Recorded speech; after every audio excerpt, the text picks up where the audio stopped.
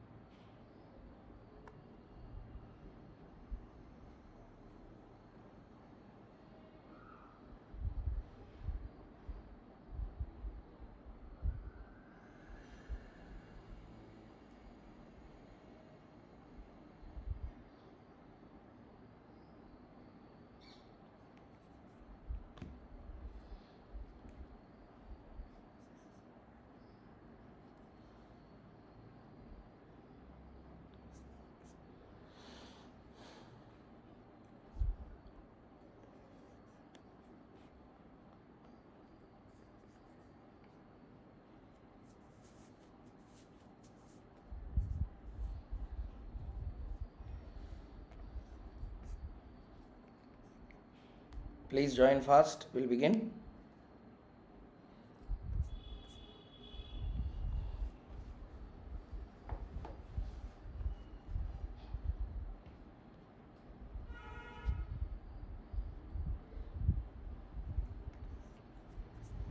Okay, let us start.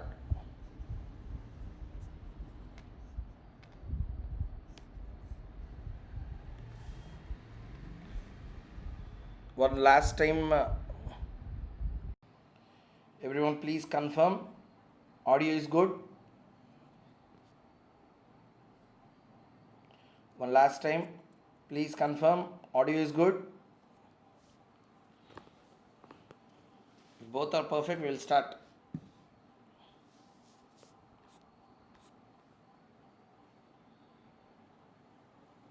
Okay.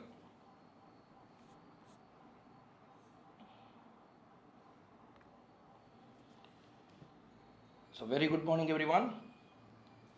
So in the last session, the first lecture of the AFM EOB, we just started with the basics of finance, wherein we have completed what do you mean by finance, okay, the meaning of finance, what does it actually meant to be, and we found that the finance is a branch of economics. Therefore, a lot of economics and statistics will be involved in the subject called as a financial management. And later, we came to know that financial management as a subject deals with inflows of the cash, means where to get the money, from where to bring the money, and outflow of the cash, and where to put the money. Where to put the money is called as an investment decision. From where to get the money is called as a financing decision.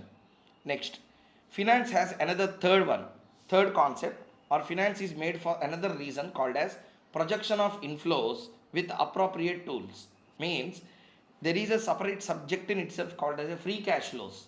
There we will project all the futuristic cash flows in a scientific manner. Okay, that's why analyzing the finance world is all about from where to get the money, where to put the money, how to analyze and project the cash flows. Okay, project the cash flows in a wise manner. And next one, risk analysis. What is the next one? Risk analysis. Risk analysis means whenever you make the projected cash flows, projections may happen, may not happen. Therefore, some risk analysis has to be done. And after that, markets are of some different four types. Number one, equity segment, debt segment, derivative segment, forex segment. The equity segment, debt segment, derivative segment, forex segment.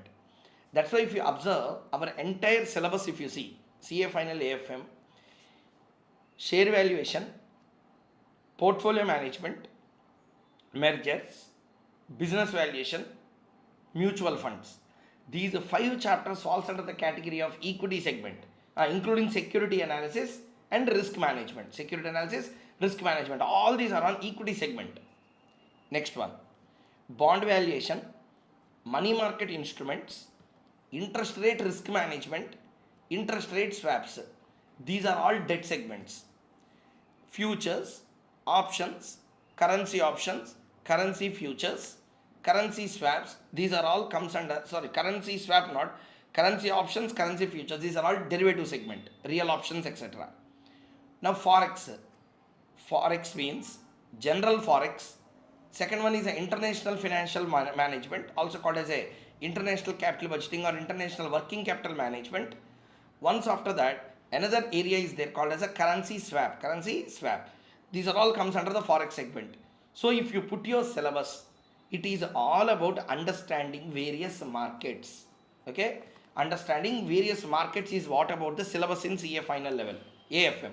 So AFM syllabus is all about analyzing various kinds of markets: equity segment, debt segment, derivative segment, forex segment. That's it. Your work is over. Understood? Next. Then we came into the area called as time value of money. What is it? Time value of money. There we came to know that time value of money is a concept where money derives its time not from the person holding it, not from the person giving it. It derives its value from the time period it takes. Okay.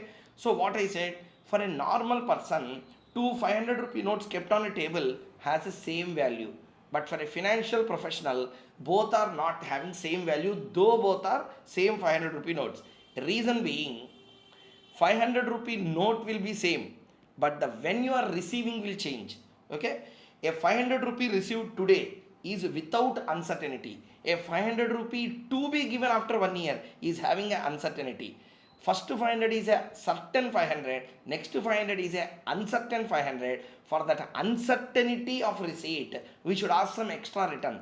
Therefore, for example, if your expected return is 10%, expected return is how much? 10%. 500 today, 550 after 1 year will have same value. 500 today, 550 after 1 year will have same value. Hopefully you understood the concept clearly, right? So what I wanted to tell at the end, this concept is all about understanding the time impact on the money. Understanding the time impact on money. Okay. So that's what we understood. So what will happen whenever the money is to be received not today but at a future time? I repeat, whenever money is to be received not today but it is to be received at a future time. Future is unguaranteed. Future is uncertain. Future is unguaranteed. Future is uncertain. Therefore, what they will do, since future is unguaranteed and future is uncertain, I repeat, since future is unguaranteed and future is uncertain, we should ask something as a return for the risk taken of uncertainty. You are taking a risk called as uncertainty. For that risk taken, you should get some return. That return concept a PV factor. Return concept a PV factor. Now tell me, who brought risk? I am asking every one of you, please participate. Let's start our session properly. Who brought the risk? So who is the source of all the risk? 500 rupee, 500 rupee I said na, in that. Who brought the risk?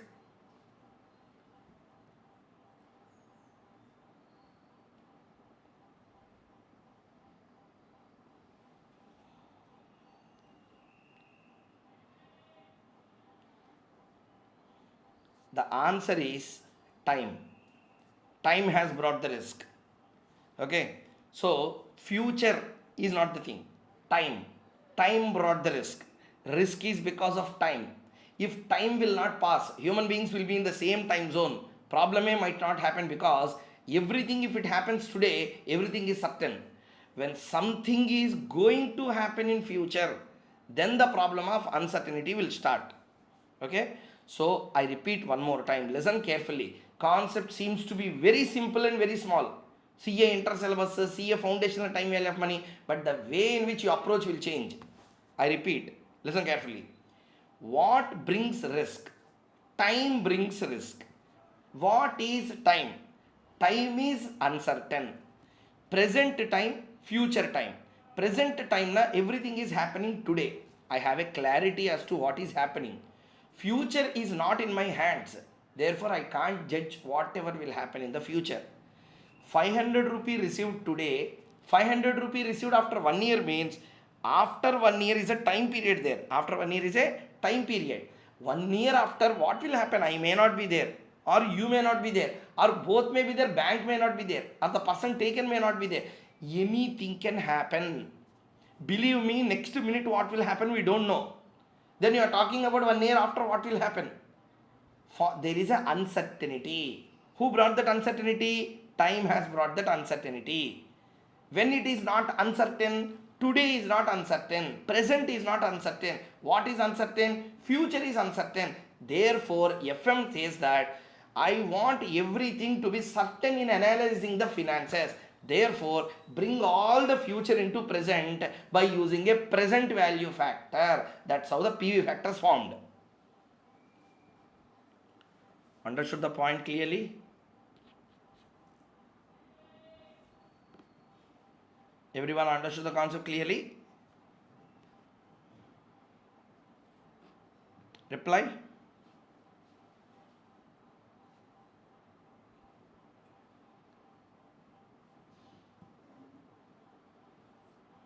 Yeah. So, I repeat my words one last time. Listen carefully. Have a clarity in basics properly. Point is, a rupee received today, a rupee received after 1 year. I repeat, a rupee received today and a rupee received after 1 year. Or 500 rupee received today, 500 rupee received after 1 year. 1 lakh rupee received today, 1 lakh rupee received after 1 year. Simply, I said you will receive 1 lakh today. I said you will receive 1 lakh after 1 year. People will obviously choose today's 1 lakh. Reason is very clear. Today, if you give me 1 lakh, first thing it is 100% certain. Okay, there is no uncertainty. Second thing, I can invest for 1 year, for which if it is 10% interest, if it is how much interest? Yeah, 10% interest, my 1 lakh will become 1 lakh 10,000. Okay, rather than receiving 1 lakh after 1 year, if you can give me 1 lakh today, if you can give me 1 lakh today, what will happen automatically? This 1 lakh rupee becomes certain first. Second thing, I can invest for one full year, which it becomes 1 lakh 10,000. So obviously, I will prefer today's 1 lakh. However, you said like this, I will give 1 lakh 10,000 in future, 1 lakh today. Which one will you prefer? I may prefer both. Both means any of the both. I may either go for this, invest, make it 1 lakh 10,000, or take 1 lakh 10,000 directly after 1 year. Both are same for me. Okay. Then I will ask you another question. 1 lakh today, 1 lakh 20 after 1 year. I will go for 1 lakh 20 after 1 year. Reason is, sir, now you are going for future. Yes, I am going for future. I am taking uncertainty. I am taking risk. For what? The return that you are giving. Means if I can take a leap of faith and give money to you, you will give me 1 lakh 20,000 after 1 year. Correct or not? For example, if I have 1 lakh today, I will invest at 10%. It becomes 1 lakh 10,000. But you said that if I give you today, you will give me after 1 year 1 lakh 20,000. Obviously, we will go for 1 lakh 20. So, whenever we are taking more risk, we will ask for more return. Return should not be in amount, return should be in a percentage terms. That percentage terms of return we call as a PV factor. Present value factor is a representative of time. Present value is a representative of time. It's a time representation. What do you mean time representation? For the risk you are taking. Okay, for the risk you are taking, value will come. That's why whenever you use the PV factor, number of years will be in the power. 1 year, 2 year. That means that time will give the value to that factor. Who will give? Time will give the value to that factor. That's why it's called as a time value of money. So hopefully everyone understood this basic clearly before we start with the today's class. And moreover, PV factor will be made out of two things. Number one, opportunity cost for the risk taken. Second one, inflation for the reduction in purchasing power. So these are the two factors which influence any kind of PV factor. Okay. I am showing you the notes, what we have written yesterday.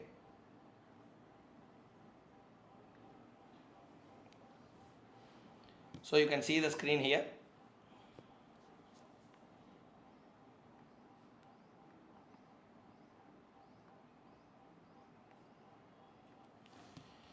So you can see the screen. Just in case, everyone please reply. Up to here, everyone is clear?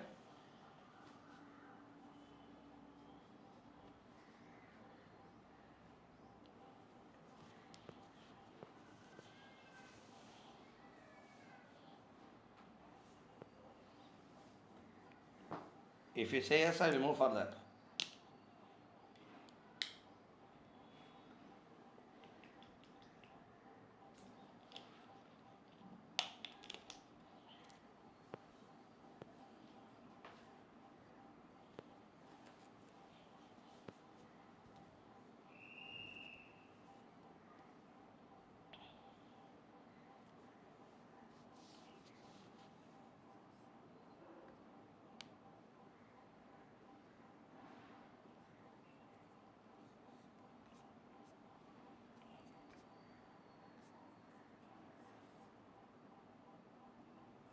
Okay, done. Now let us begin with the next area. So yesterday, importance of PV factors we completed. PV factor is nothing but the return expected for the risk taken. PV factor is made out of two components: opportunity cost and inflation. Opportunity cost compensates the risk. Inflation compensates the decreasing in purchasing power. Okay, real this compensation to risk is called as a real rate, compensation to the inflation is called as inflation rate, both put together is called as a money rate, also called as a PV factor. Yesterday I told you very clearly, these all basics what you learnt will be used in the chapter called as capital budgeting, international capital budgeting. We will use all these. At that time you should not get confused. I am telling very clearly at the basic level. Next, so importance of PV factors we complete up to here. The next one, right on, continue.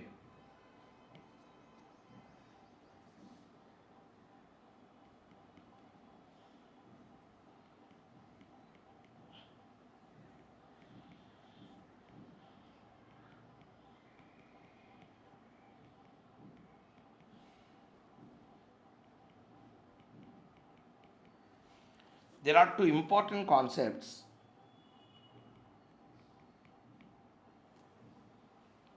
There are two important concepts in time value of money. There are two important concepts in time value of money.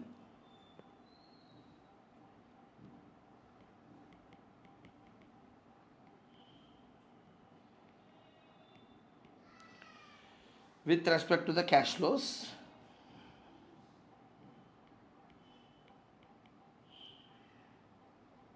namely, write down.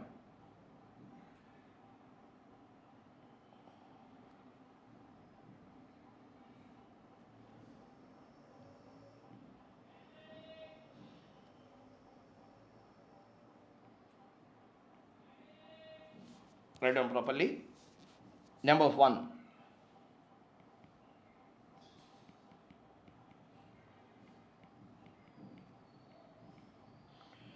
discounting,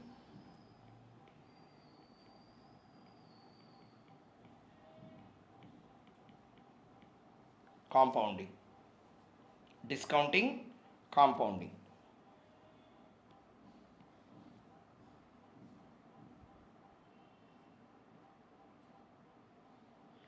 Give a donor for discounting, give a donor for compounding. First, write down for the discounting.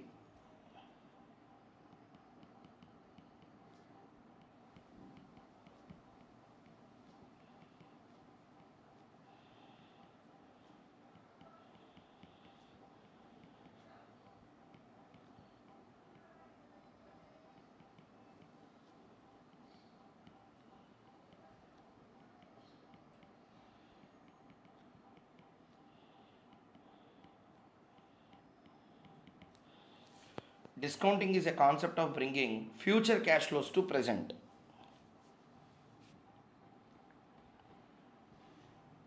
Right on, continue.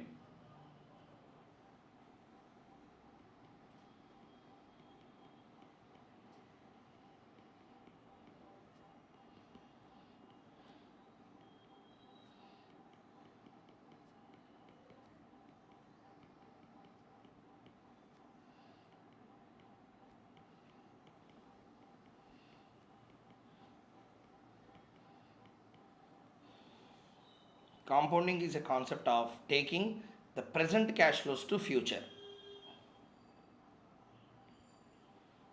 Present cash flows to future. Okay? Present cash flows to future. Again.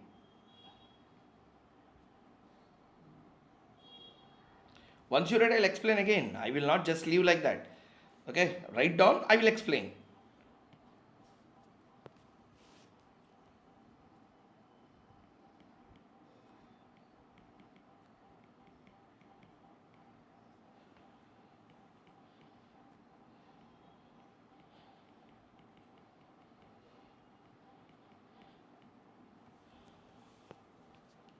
Uses division, uses multiplication. I said na, small elements also I'll explain as if you are sitting in CA foundation class. Mathematics, if I have to take, I personally take maths at CA Foundation. So mathematics, if you take, how from the basics you need to start, in that way we will learn. So such that even people who believe that, sir, I don't have proper basics, can I? You can, no problem. I will tell why that division came also, I will explain. I'm not just telling use division. Why we should use division? Why not addition, subtraction? That also I will explain. Am I clear? Okay.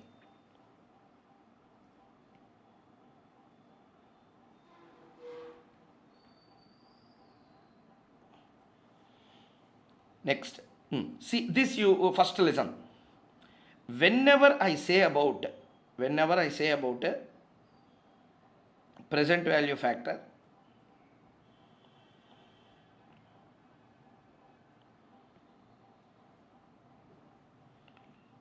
okay, 1 minute. See here.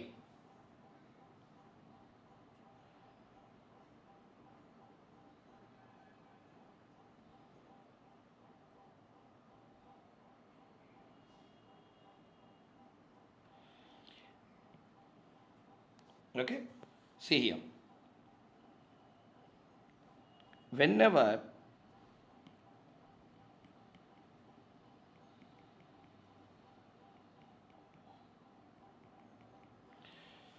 values are there, there are two types: present value, future value. Present value, future value. See here, I will explain. Discounting is a concept where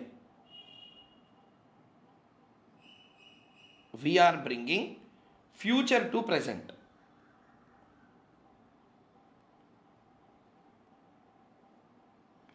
Compounding is a concept where we are taking the present to future.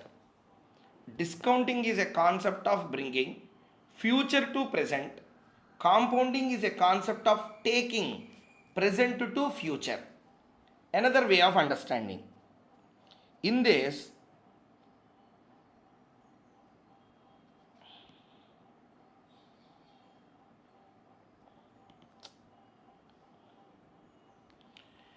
a bigger rupee will be made into a smaller rupee. Okay, a bigger rupee will be made into a smaller rupee. I will explain what does it mean.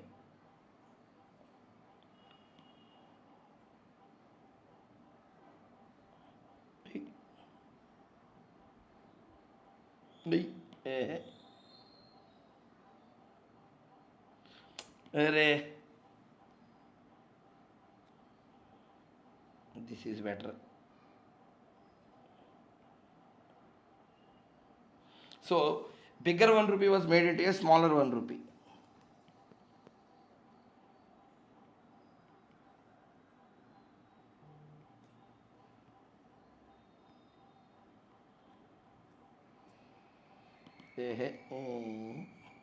Yes. Here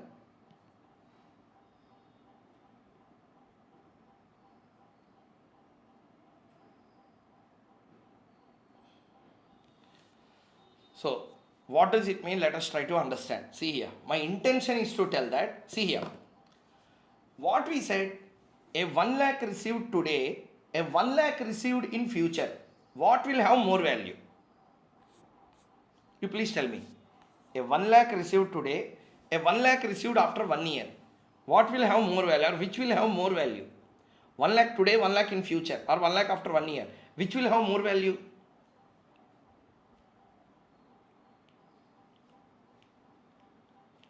1 lakh today, 1 lakh after 1 year, which will have more value? Sir, again I am telling you, participate properly. Once the concept starts and get complicated, then you can't do anything. So what will have more value?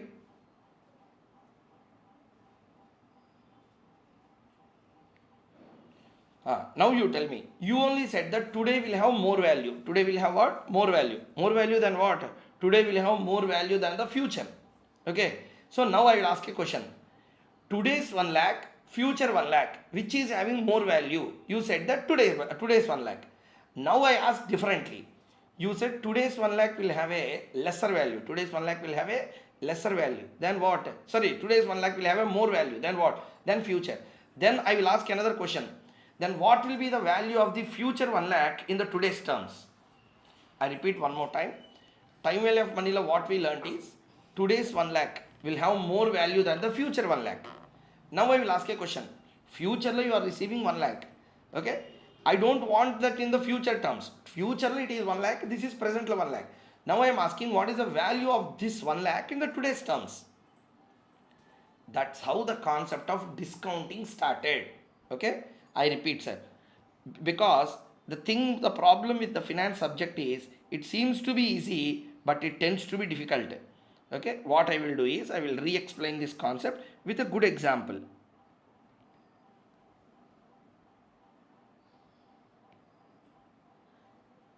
Okay. See here once. Please see here. We are now going to understand real meaning of present value and future value and why it is used. See here. A person makes a deposit of money in a bank today. Okay, a person wanted to make a deposit of money today in a bank. He wanted to know how much it will become after 5 years. He wanted to know how much it will become after 5 years. Means he is bothered about the future. In this case, you should not use a discounting technique. You should use compounding technique because the person intention is to know not about how much it is today, how much it is after 5 years. Then you should use the technique called as a compounding. Okay, 1 point over. Second. Okay, second one. Company is making investment decision. Company is taking a investment decision. When I say investment decision, it wanted to put money in a asset. It wanted to put money in a project. It wanted to take some capital budgeting decision. Okay. So now what will happen? A company wanted to put money in the very big machinery or on a project. A huge outflow is involved. So the company wanted to take an investment decision. In such a case, when there is an investment decision, two things will happen. There is a huge outflow today and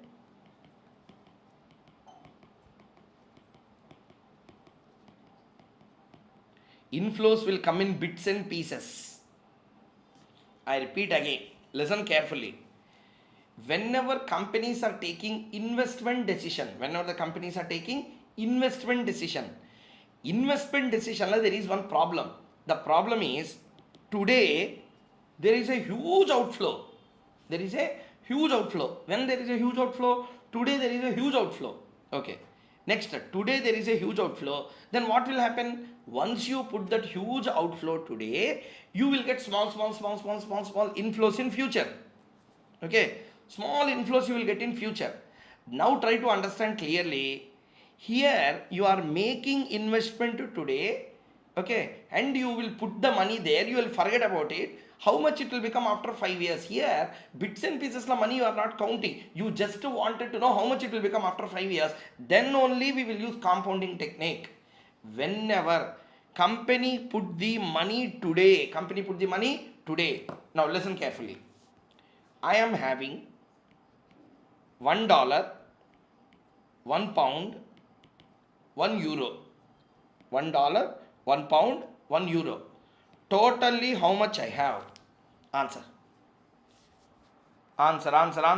Don't sit idle. Answer.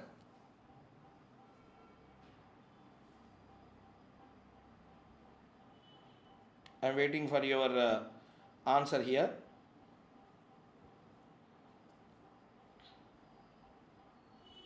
Yeah, no one is responding. Respond properly.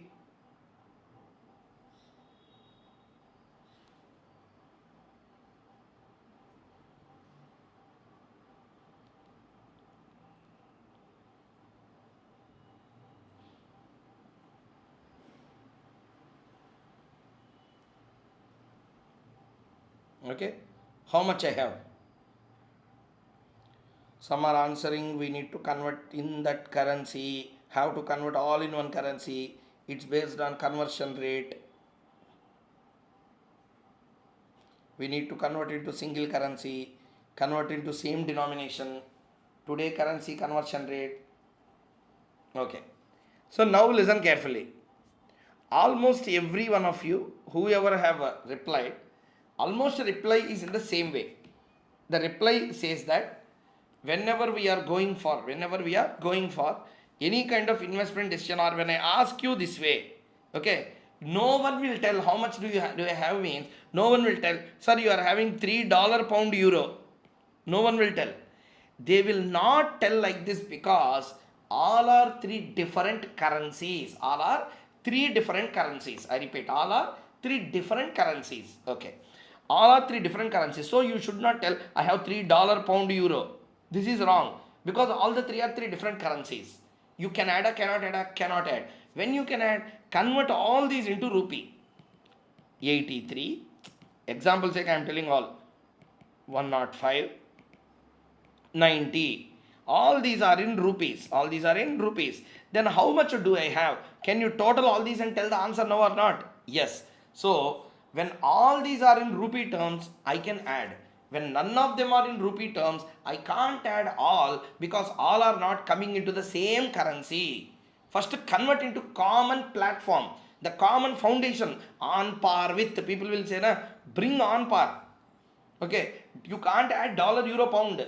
Convert dollar into rupee, convert pound into rupee, convert euro into rupee, or convert everything into yens, or convert everything into some other currency.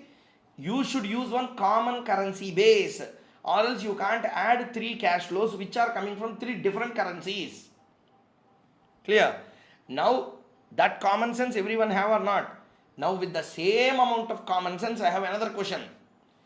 When you have a common sense that we can't add a dollar, pound and euro, then why people are not having a common sense that these all inflows also don't belong to the same time period? Okay, so now the concept, this is coming in year 1, this cash flow coming in year 2, this cash flow coming in year 3, this cash flow coming in year 4, this cash flow coming in year 5, this is coming in year 6. Okay, so when all these cash flows are not coming in the same year, when the time periods are different, risk will change automatically. When what will change? When the time period, this will be received after 1 year, this will be received after 2 years. This is more riskier than the first one.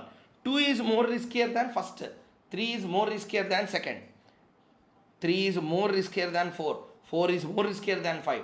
Then when risk is higher, you should give more, you should ask more return, or your return should increase, or your calculation should change to be very specific. From this, what you have to understand, when this particular transaction, when you see there is a huge outflow today and there are bits and pieces of inflows. Okay, there is a huge outflow today and there are bits and pieces of cash inflows, then you cannot add all these. First, what you have to do, bring all of these into common terms. This is what year 1, this is what today 0. Okay, today means what? 0. Now it is certain or uncertain? Certain. Therefore P factor will not be there for today, it's 1. Okay, 1 rupee today, 1 rupee today, what is the value? 1 rupee, that's why 1. Today P factor will have only 1. Are you understanding? Today 1 rupee, futuristic 1 rupee, which is better? Today's 1 rupee is better. Means in the today's terms, futuristic 1 rupee will have a lesser value. That's why it becomes 0.909 if it is at the 10% rate. Okay, so therefore what is the work of every finance professional? Bring all these into today terms. Means we need to use a technique called as discounting technique. What technique here? Discounting technique we need to use. Bring all the future cash flows into present value. So I repeat, one should know about how to calculate the present value of all the future cash flows. Now some people may get a doubt. Okay, sir, instead of doing like this, I have another idea, sir. Okay, what they will tell? Outflow, small inflows. Okay, sir, you are telling that bring all these into present. I will not do like that, sir. What I will do is, this project is a 9-year project, because cash flow for year 1, year 2, year 3, 4, 5, 6, 7, 8, 9. What I will do is, I will take this outflow to ninth year. I will compound it. First year I will compound to 8 years and I will take to 9. Second year I will compound to 7 years to take it 9. Third year cash flow I will compound for 7 years, making it 9. Okay, so first year I have to compound how many times? 9 times, 8 times to make it 9. Second year 7 times, third year 6 times, fourth year 5 times, fifth year 4 times, fourth year, like sixth year 3 times. Like that I will compound, and I will take all these into future. So I will calculate future value of outflow, future value of cash inflows. I will calculate, and then I will make a comparison. Is this right or not? Everyone, did you understand what question I asked you? First, everyone confirm me. Did you understand the question I asked you?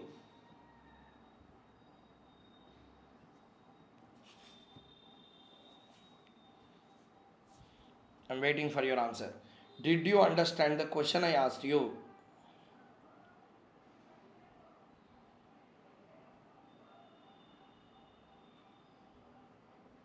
Okay. I will ask one more time, because some people said no. I have big outflow, small inflow. Generally, what is the concept we do? We will keep this in T0. These are all first year, second year, third year, fourth, fifth, sixth, seventh, eighth, ninth. All are future. So we will discount by respective years and bring it to present. This is one way. Correct? Now what I am asking is, I will not do like this. What I am doing is, I will take this outflow to ninth year. Means into 9 times I will do. Not into directly 9 times. So there is a compounding formula. I will tell you. So we will do, and we will bring it to the 9 years. So outflow will become compounded to ninth year. This is a cash flow at the end of first year. 8 times I will compound, making it 9. Second year. Okay, second year. 7 times I will compound it, making it ninth year cash flow. Like that I will compound all these, bring it to ninth year, and then I will equate both of them. Can I do like that or not?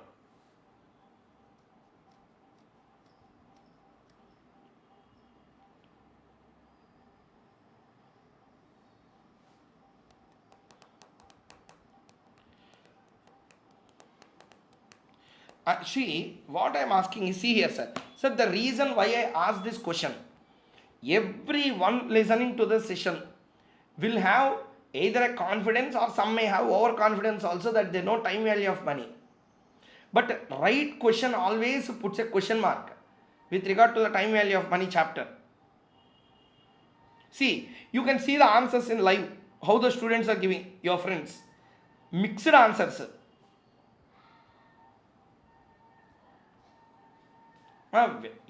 Whether you use present value or future value, leave it. Can you do like this or not is my question. Answer, that's it.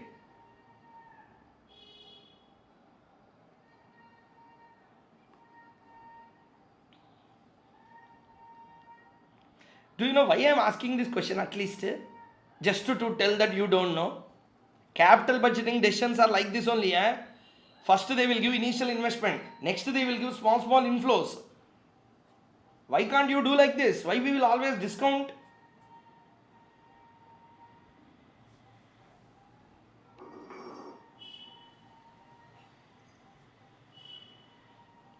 Before I complete the coffee, come with a proper answer.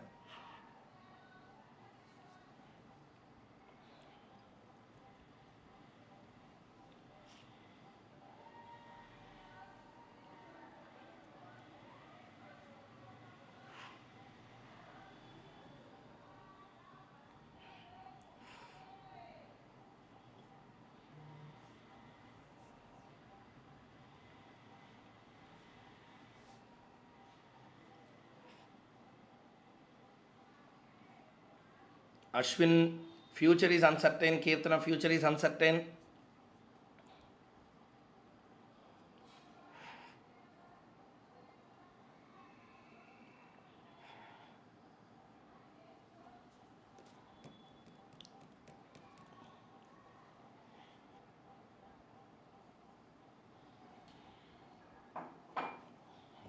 Okay.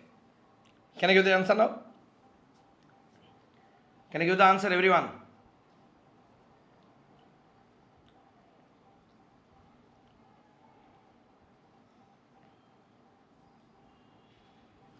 See here. The question is very simple. What I am asking, why should we always bring future cash flows into present? Why can't you do like this? For those who do not understand, one last time I am explaining. A company is putting 1 lakh rupee investment today. Because of this 1 lakh, it will get 9 years 9 cash flows. First year it will get 30,000, next year it will get 20,000, next year 40,000, next year 30, next year 15, next year 10, next year 20, after that 20, after that 5. These are all guaranteed cash flows, sir. Projected cash flows, sir. Expected cash flows, sir. Actually happened or guaranteed on a bond paper.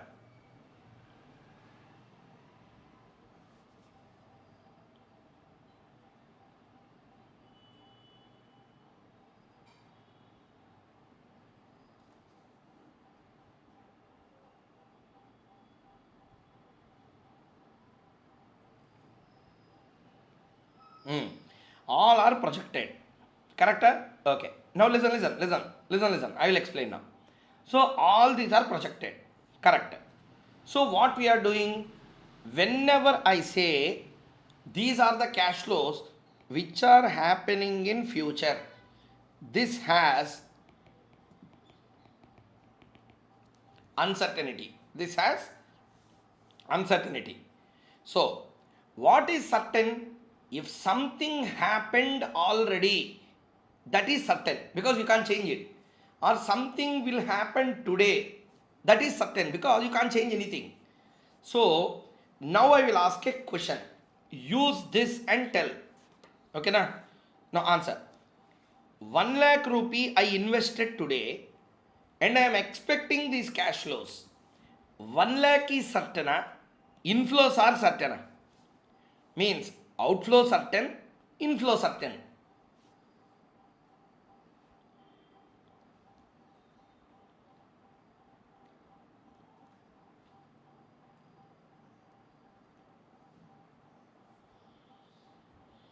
Outflow certain, inflow certain. Now you answer me. Why outflow is certain? Next question. Why outflow is certain? But super, everyone in the class is responding. I am very happy for that. But please continue the same till the end. That should be there, not just at the beginning of the sessions.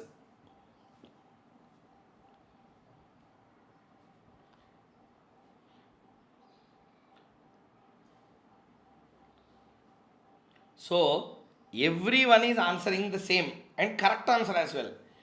Why this 1 lakh is certain? Reason is very clear here. This is happening today. Because this is happening today. The event happening is happening today. This is certain. This is certain. Okay. Now the question. These all are certain or uncertain means an obvious answer that one can give. These all are uncertain. Because we don't know what will happen. That means this 30, this 20, this 40, this 30, 15, 10, 20, 25 all are equally risky or not? Next question. These all cash flows are equally risky. Correct or not? Statement made is right or not? All these inflows are equally risky.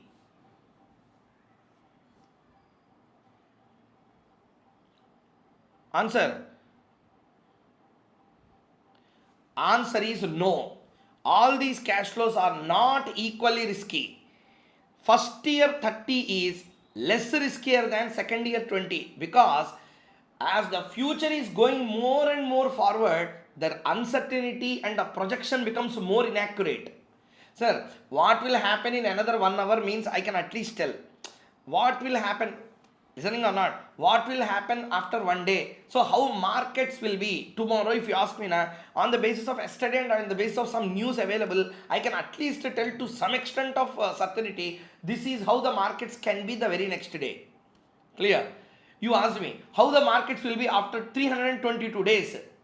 How would I know? Yeah, even if I tell something na, that is absolutely uncertain and the risk is extremely high.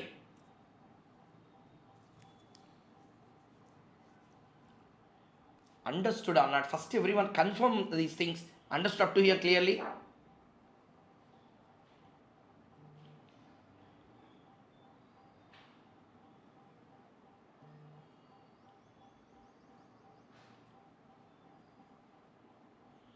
Okay, from this what you understand here?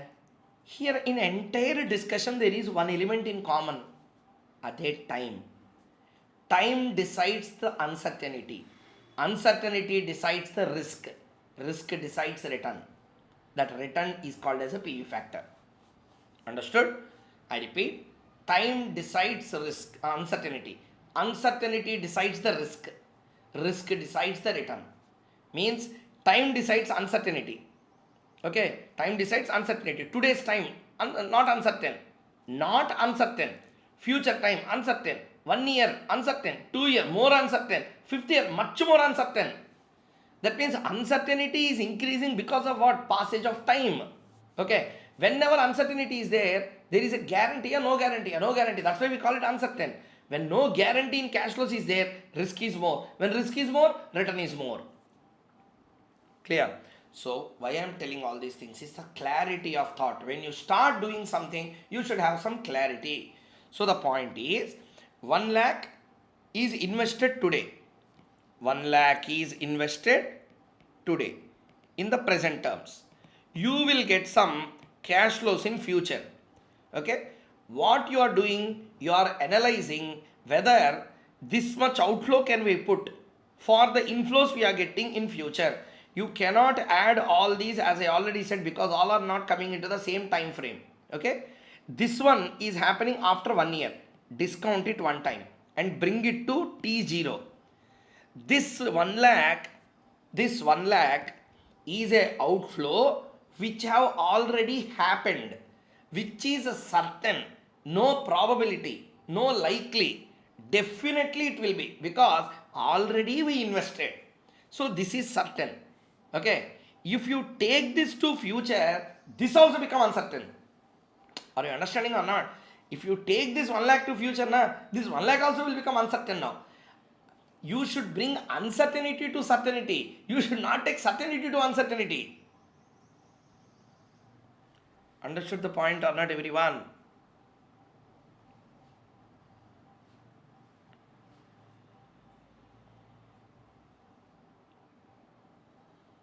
Okay, so always we should remember that we should bring uncertainty to a certainty. Okay, what is uncertain? These all are uncertain because these are happening in a future date.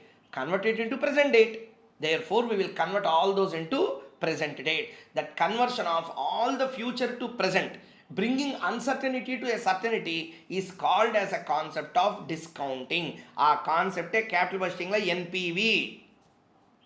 It difference between this and these all will be called as NPV, net present value. So logically try to understand. Okay, now see here, I will ask a question. Okay, continuously my questions will be there, so please get ready to answer. T0, T1, 1 lakh, 1 lakh. My question, this 1 lakh is received today na, after 1 year, after 1 year. Okay, this 1 lakh today, which one will you choose? First 1 lakh, second 1 lakh? You will tell obviously, sir, first 1 lakh. First 1 lakh means this 1 lakh, this 1 lakh, this 1 lakh, this 1 lakh is T1 T0 comparison la T1 1 lakh is greater than T0 1 lakh, less than T0 1 lakh. Reply.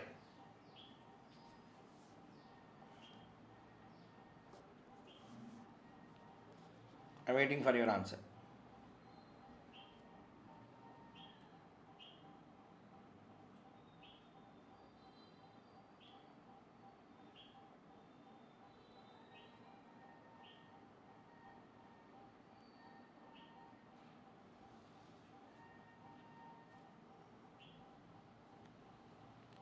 Repeat, everyone. Reply. T1 1 lakh will have a same value like T0 1 lakh or less value than T0. Okay. Now they said T1 is lesser than T0. Both are 1 lakh A, but T1 is having a lesser value than T0. T1 is having lesser value than T0. Now I will ask a question. You are saying this 1 lakh is having a lesser value than this 1 lakh. Then how much is it? Then how much is it? Lesser you are telling. And this is not 1 lakh today. 1 lakh is the value after 1 year. Then what is the value today? You are telling it's not same as 1 lakh today. So then how much it is? It is not 1 lakh. It is not more than 1 lakh. It is less than 1 lakh. Then how much it is? 90 95 That's what will be dependent on the PV factor we use. That's why whenever 100 rupees received after 1 year, we will divide by the amount 1.10 for 1 year. It will become 90.9091, like that it will become. Means 100 rupee received after 1 year, 100 rupee today will not have same value. This 100 will have lesser value today. How much is that? 90.9091. Understood the point clearly or not? So listen to the concept clearly. The future value, present value should match. Therefore, bring all the future cash flows into present. Okay? Why always we should do discounting? Why not compounding? Discounting factors will always be more superior to the compounding in most of the times. Reason is already outflow is kept today, which is certain. Okay? Now you have to bring all the inflows to present. Such that uncertain periods are now brought into a certainty period, such that you can make a comparison. And moreover, listen carefully, already they took the decision of investment, already invested. Now today when investment is made, why you are taking the investment to the future? They are not investing, already investment made in today. Therefore bring all the future to today and make a fair comparison. That's how this concept has started, discounting and compounding. Everyone in the class, please reply understood up to here or not.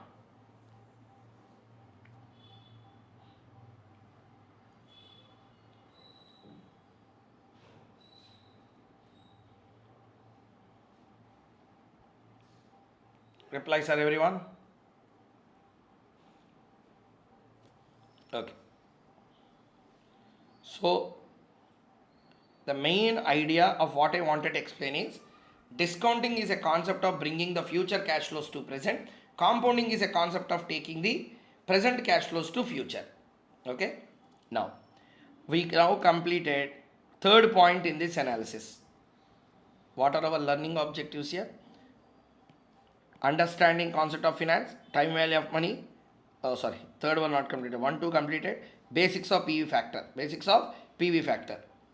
Next, in-depth understanding of reinvestment we will do at the end of the today's session.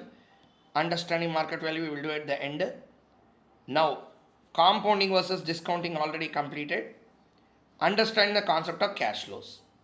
So we completed 1, 2, 3 and 4. Now we are going to do the cash flow analysis. Okay. So now the question, sir, when we should use discounting, when we should use compounding?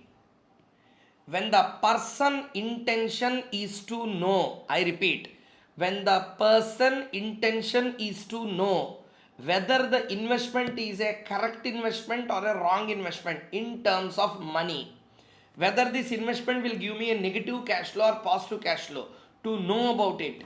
Okay, discounting technique has to be used. And a decision making ki discounting technique.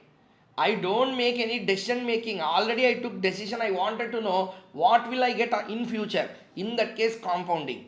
For example, whether to pay LIC policy, not to pay LIC policy, whether to invest in FD, not to invest in FD is not the question. I already invested. I wanted to know how much I will get in future. Then compounding will be used. Decision making discounting. Decision making discounting. Future value if you wanted to know compounding. Did you now understand or not when we should use discounting and when we should use compounding?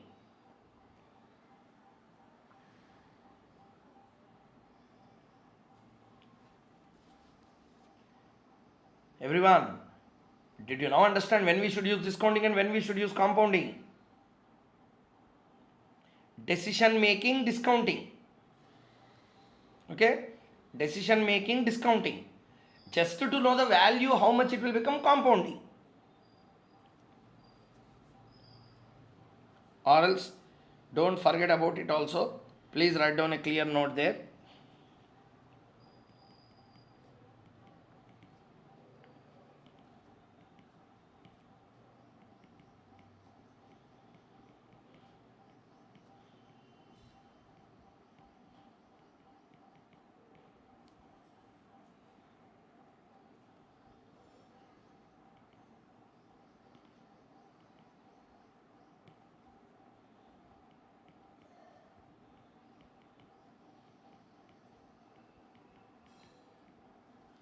For decision making, use discounting.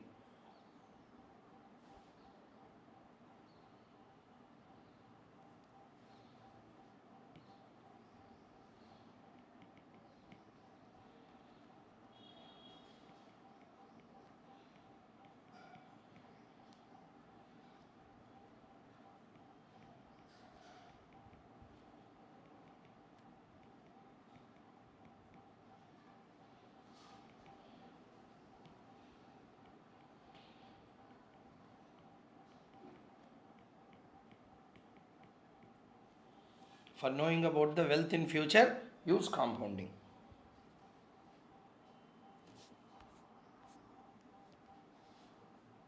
Sir, if you are okay with it, we'll go into the next one.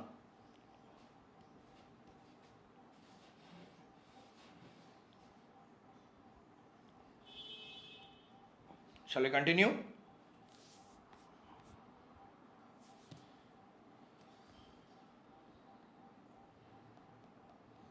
Okay, next one.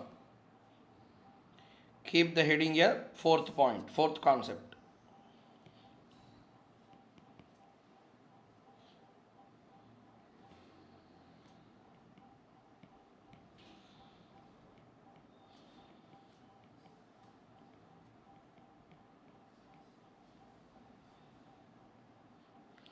This concept is most important. Reason I will tell you, entire syllabus of your AFM will be revolving around this concept called as a cash flow streams. Different topics, different cash flow streams will come. One by one I will explain what I really mean to say. Okay, different types of cash flows concepts, different types of cash flows will come. Okay, let me explain how it will be. When you invest in a capital budgeting project, for example, you are investing in a plant and machinery, cash flow will be randomly placed. First year 1 lakh, second year 1 lakh 20, third year 75,000, fourth year 1 lakh 20, like that randomly the inflows will come. Second, when you are investing in a debenture, 10% debenture 1 lakh. Okay, first year 10,000, second year 10,000, fourth, third year 10,000, fifth year 10,000, 12th year 10,000, 20 years later, 20 years you will get the same cash flow, and you know that already. That is the second type of cash flow. Okay, so what is the first type of cash flow? The first type of cash flow is all about randomly placed cash flows. Second one, evenly placed cash flows. First one, randomly placed. Second one, evenly placed. There is a third one also. Okay, there is a third one. That's called as a single cash flow. Sir, what is single cash flow, sir? I will invest in a debenture. I will invest in a debenture. Zero coupon debenture. Also called as a zero coupon bonds. What is the purpose of a zero coupon bond? Whenever you are making an investment in a zero coupon bond, you make investment today. You will make the investment today. Once you make investment today, outflow you will not get every year. 25 years later, you will get only one receipt. That's a single cash flow. So, three types. Single cash flow, multiple uneven cash flows, capital budgeting, multiple even cash flows, bonds. Multiple even cash flows are also called as annuity cash flows. Annuity cash flows means every annual same cash flow will come. That's why it's called as annuity. Okay, so annuity cash flow will be there. That will be coming, same cash flow will come multiple times. Okay, first, second case, multiple uneven, different cash flows will come every year. Last one, single cash flow will come every year. Okay, sir, I didn't understand. First one, single cash flow, only once I will get.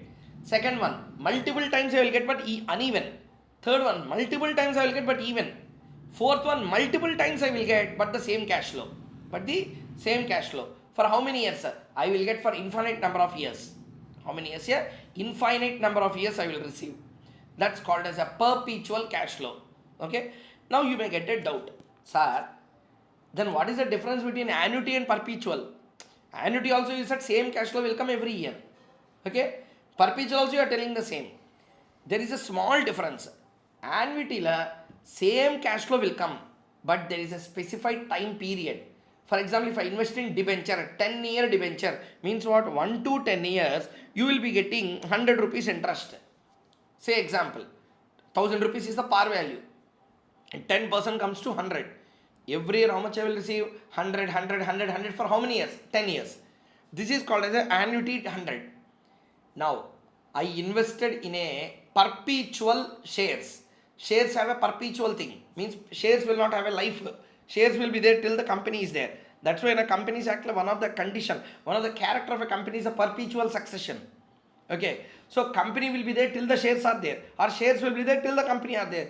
Both of them will coexist. Okay, one without one another cannot be there. So both coexist. So therefore, I invested in a share which will give me, say example, say 100 rupee every year. How many years? Infinite years. Here 1 to 10 I have written. Now there 1 to infinity I have to write. When 10 is there, time is certain. What is certain? Time, number of years is certain. Here number of years also uncertain. Therefore, this will not come under annuity category. This will come under perpetual cash flows category. Which cash flow? Perpetual cash flows category it will fall. Understood the concept clearly or not? First tell me about this.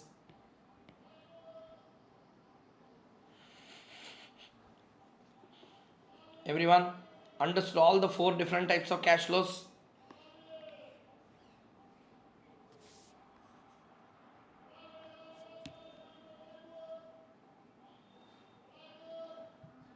Participation, participation.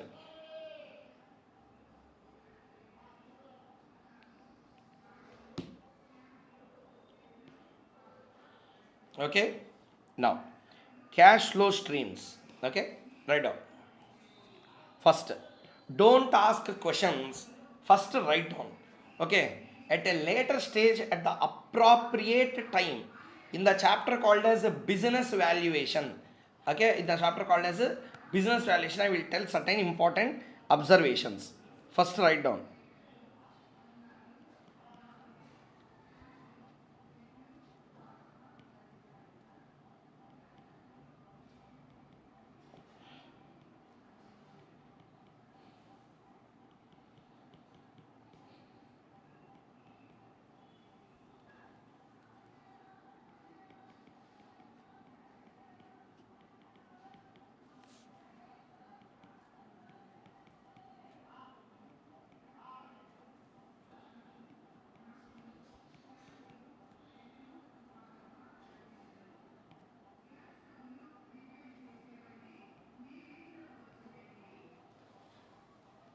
Write down.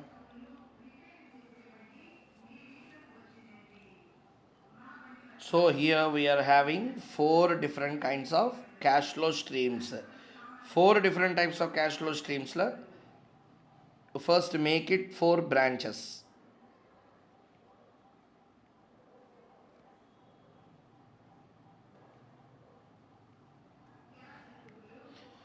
So 4 branches should be there in that.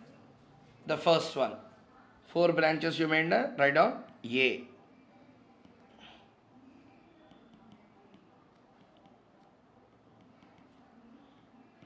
Single cash flow,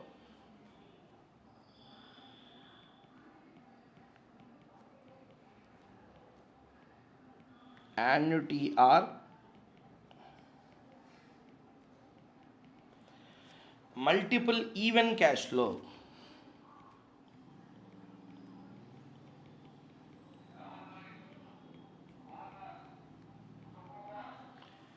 Multiple uneven cash flow.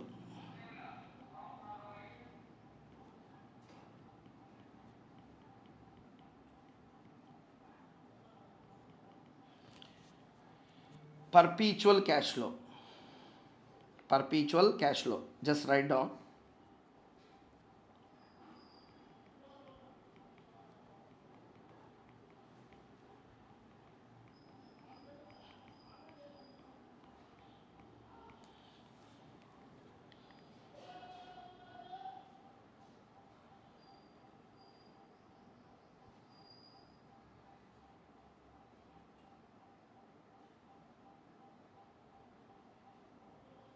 Write down.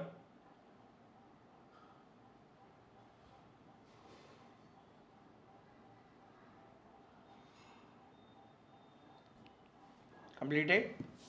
Sir, reply everyone. Up to here completed everyone?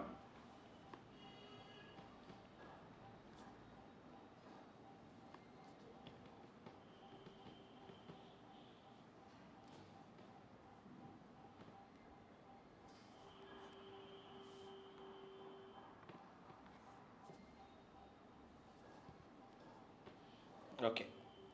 Nice. Next. Just write down how it will look like.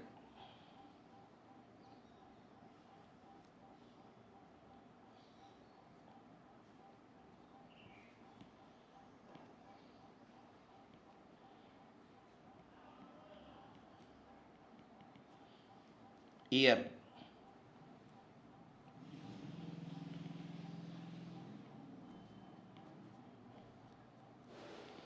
Year 0, some outflow.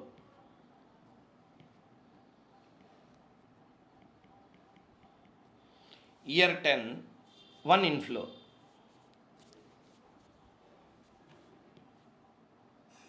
Next.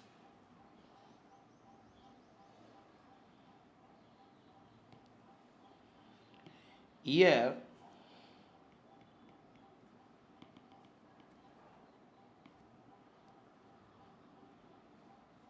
0, one outflow.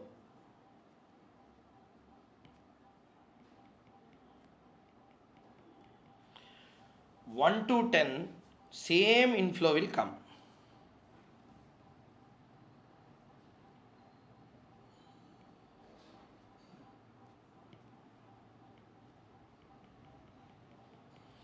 Year 0, outflow will be there. 1, 2, 3, different cash flows will come.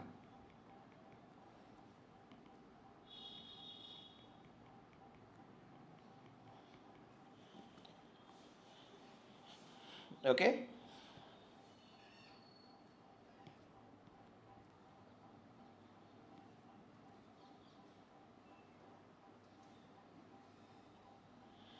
Last one.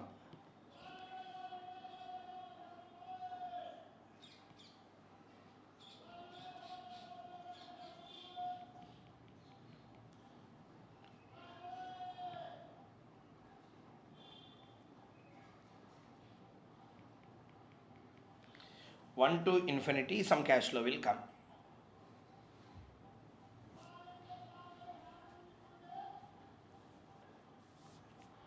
First of all, everyone in the class, please respond properly.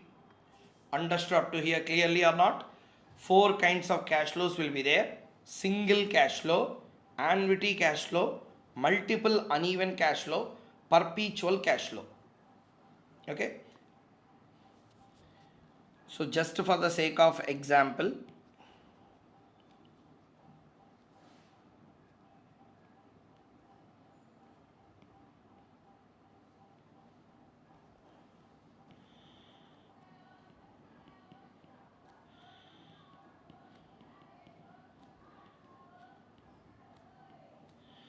zero coupon bonds,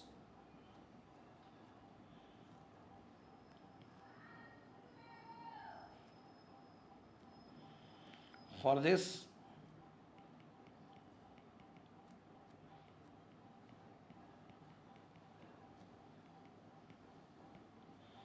plain vanilla bond, that's called as a vanilla bond, that's it, nothing to do with ice cream, plain vanilla bond. Next, multiple uneven,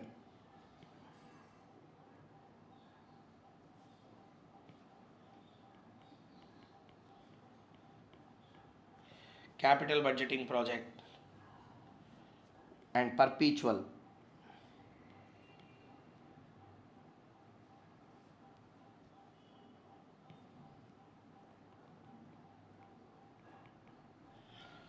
Equity.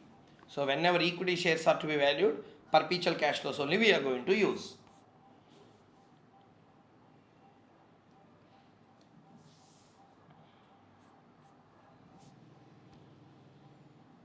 Okay, done. So now what we completed? Cash flows and its streams. Below, okay.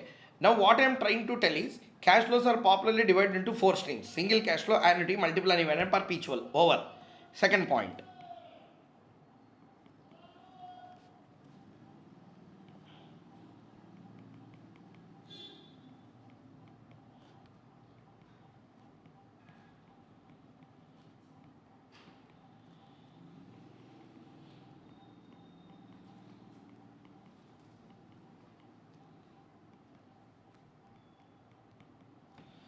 Finance considers only cash flows but not the profits.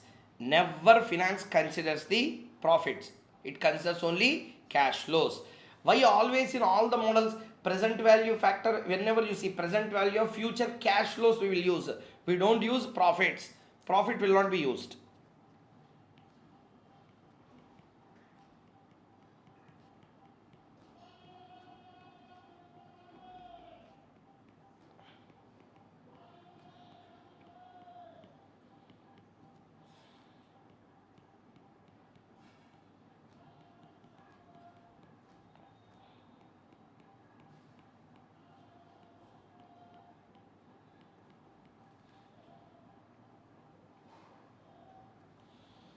Okay.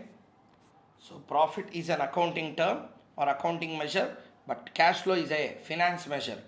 But more about this we are going to see in two chapters. Number one, business valuation. Number two will be capital budgeting. Number two will be capital budgeting. Capital budgeting, I told you in the last class also, in the first day.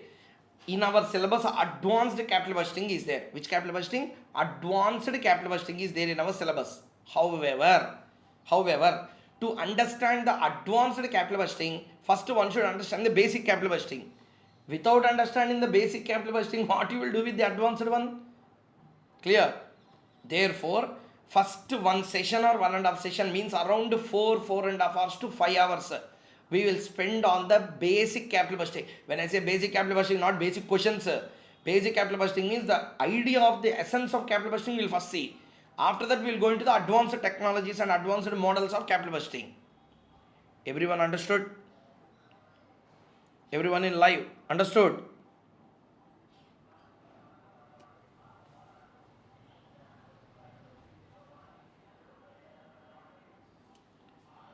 So my point is, first we will cover the main capital budgeting. Main capital budgeting once done, then we will go into the advancements to the capital budgeting. Okay. So that main capital budgeting I will start very soon. Very soon I will start. So advanced capital budgeting only advanced capital budgeting we will do. But for that the base which is required we will do first. Okay. There I will explain. So please write down here.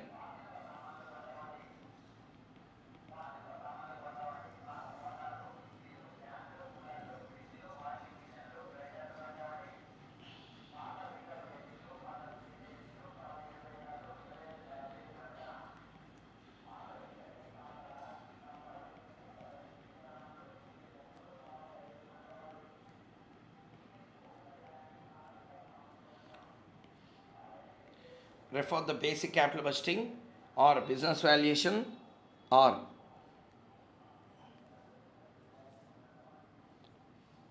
refer basic capital budgeting or business valuation, okay, or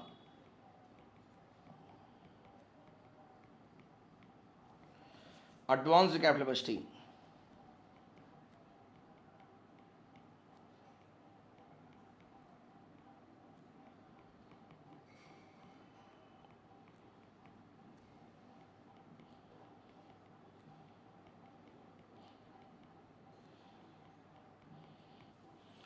Superiority of the cash flows over the profits.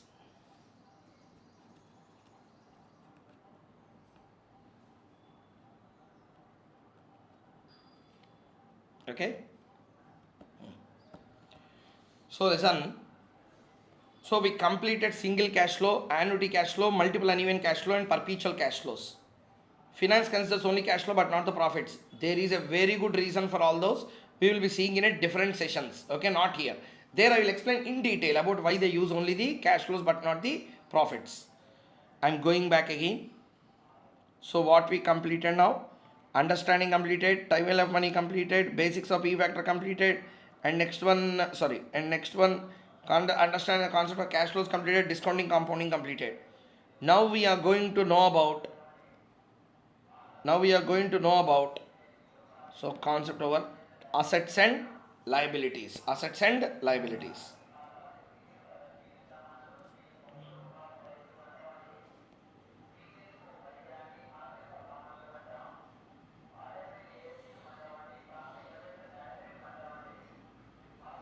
Write down. Number 5.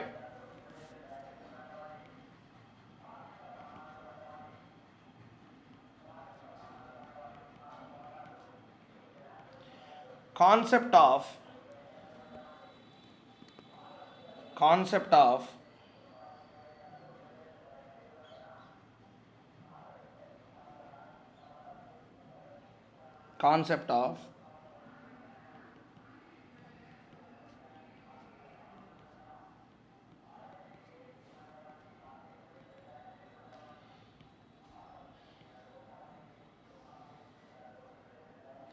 assets and liabilities.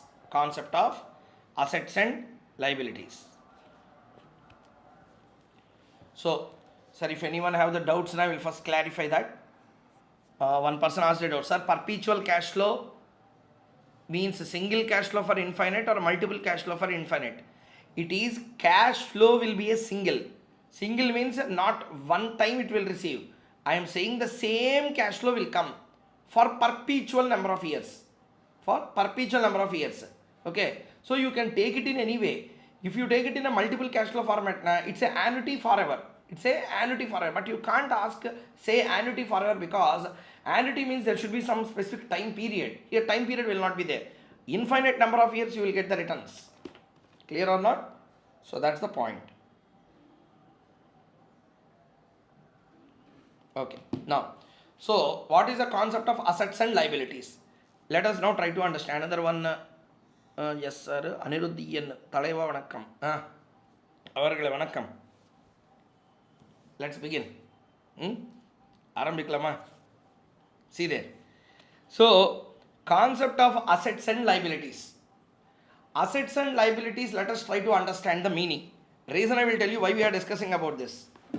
Listen, whenever I say assets, everything whatever we discuss in our subject called as the finance in CA final, 60% of the syllabus is about the valuation of assets, security valuation, share valuation, bond valuation, okay, business valuation.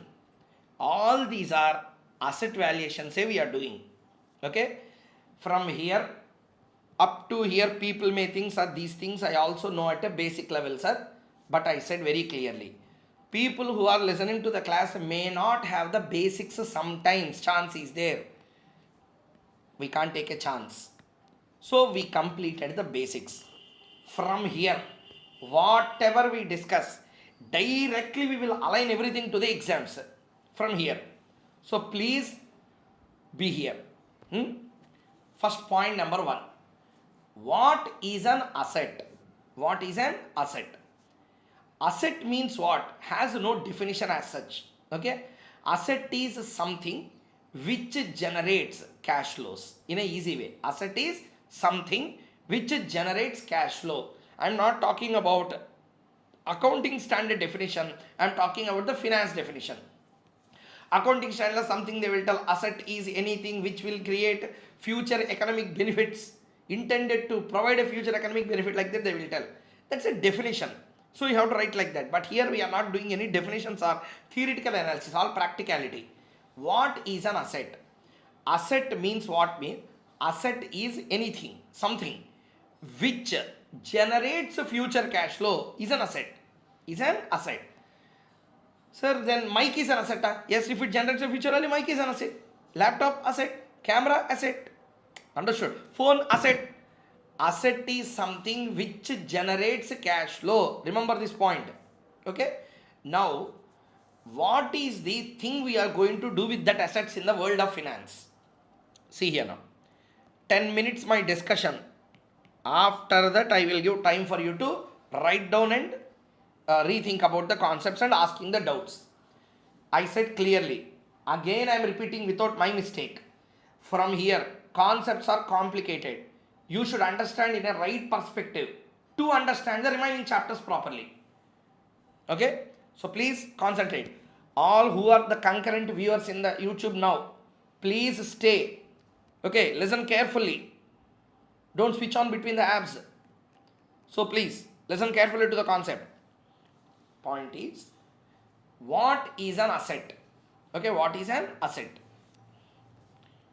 Asset is something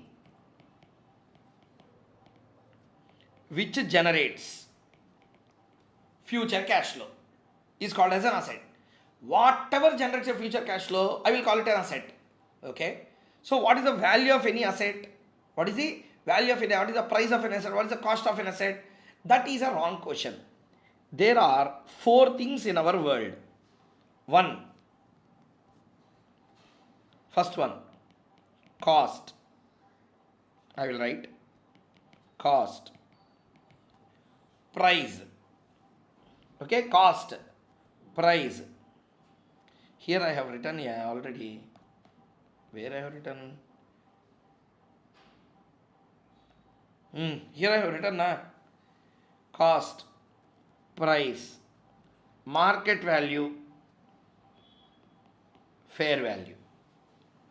So what is the different ways of understanding the same? See here. Cost is a total of all direct and indirect costs without adding profit. Total of all the direct and indirect costs without adding the profit is called as a cost. Cost means cost to the origin, cost to the source who manufactures it, for him the cost. The total of all direct as well as indirect costs without adding the profit, we call it as what? Cost. Second one is what? Price. Cost plus margin and profit is called as a price. MRP is a price. MRP is a price. MRP is not a cost. MRP is a price. Next, market value. The price at which product is traded in the open market on a bargaining basis, on a negotiation basis, we call it as a market value. We call it as a market value. Means something which is having a bargaining bidding. Bidding means I will tell one rate, you will tell another rate, we will fix one rate. Whenever there is a chance of bidding something, whenever there is a chance of bargaining something, whenever there is a chance of price negotiation on something, Then only market values will be there. Or else market value will not be there. There is no market value for Lay's packet. There is no market value for a Good Day biscuit packet. There is no market value for, say for example, Horlicks packet. Reason? Those are not negotiable. Those are not bargainable. Already MRP is fixed on that. MRP once fixed, market value question does not arise. Whenever there is a bargaining, bidding means you will tell one price, I will tell another price. Then only market values will be there. Classic example, share price. Share price, but it is a market price. Reason? Everyone have their own way of bargaining for the prices there. It's an open market. Understood or not everyone? Put one yes. I said na, something you will learn in everything.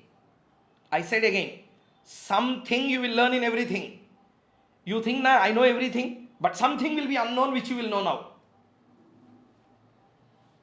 Is it true or not? You put a message. Honestly, you put a message here. Really, you learn something new or not?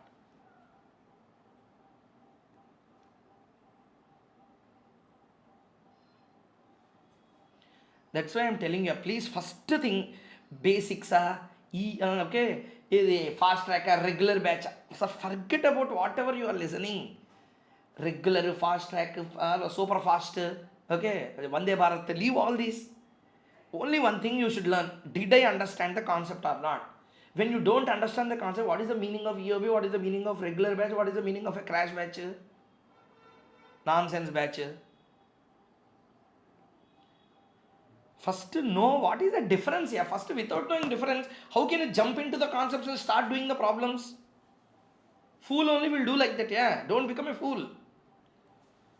Cost, total of all direct and indirect costs.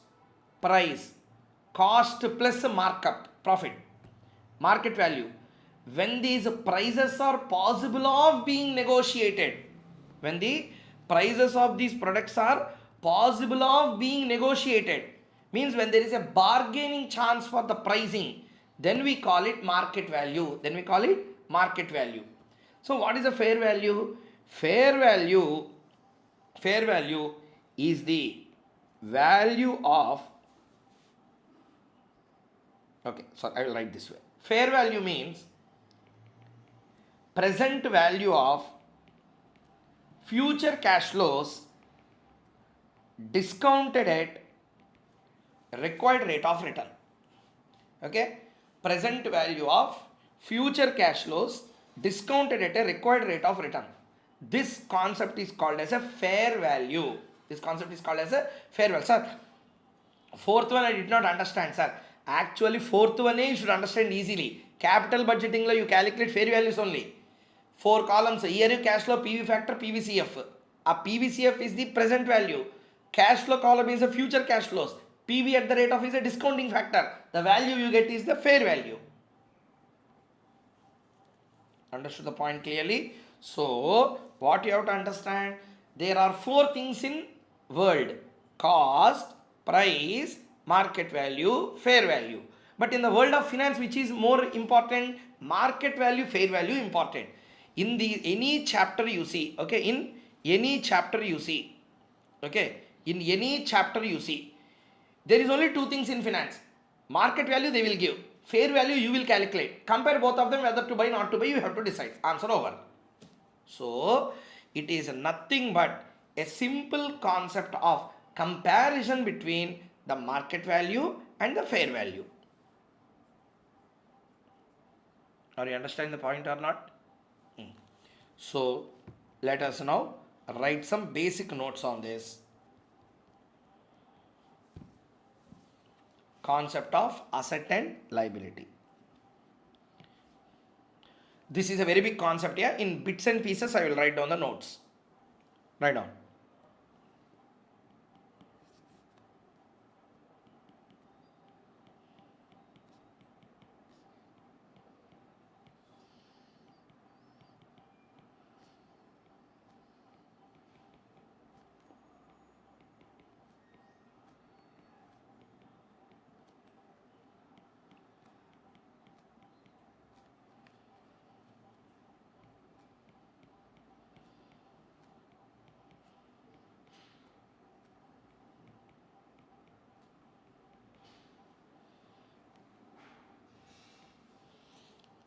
Asset is something which gives the entity a series of future cash flow. That series can be only one.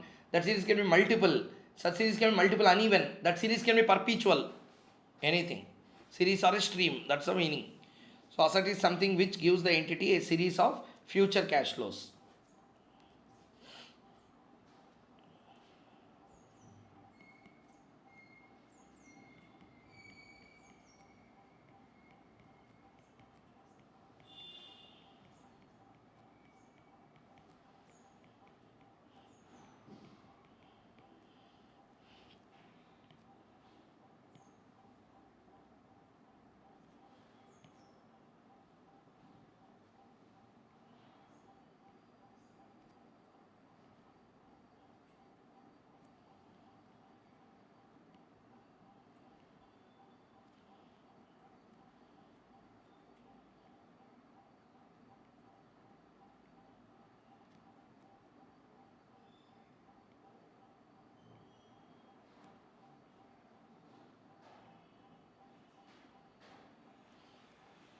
Right on. Concept of assets and liabilities. Asset is something which gives to the entity a series of future cash flows. There are four different scenarios. Number one. Number one.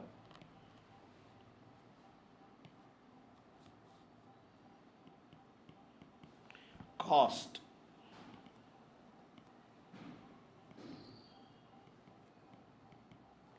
Price.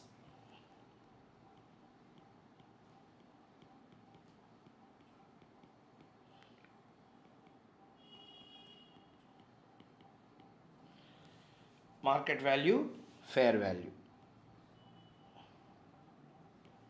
Okay.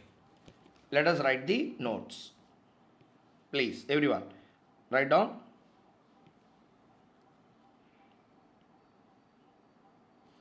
Underline the cost, below write down.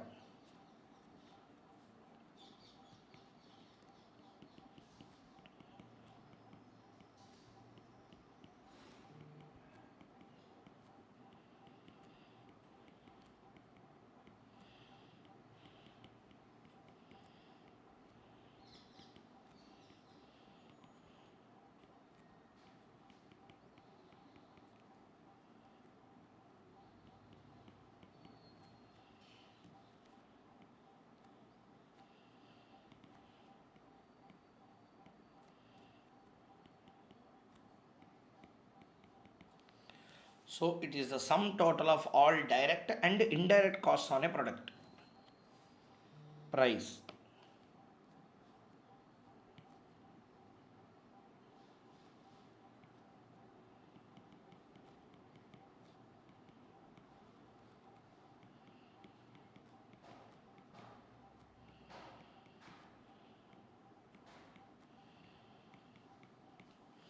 It is the cost plus profit margin.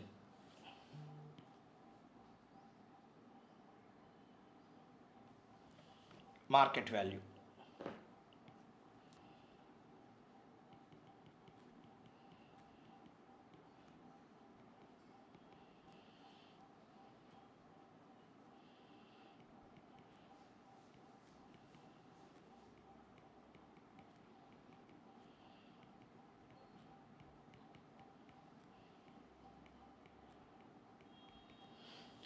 It is the price of a product in the open market.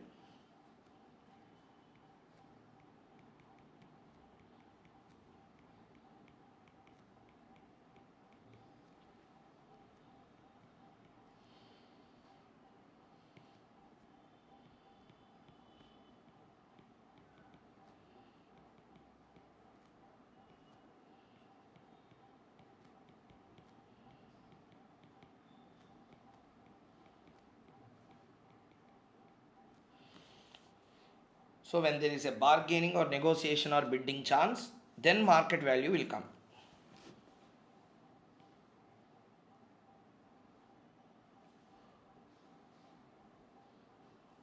Fair value.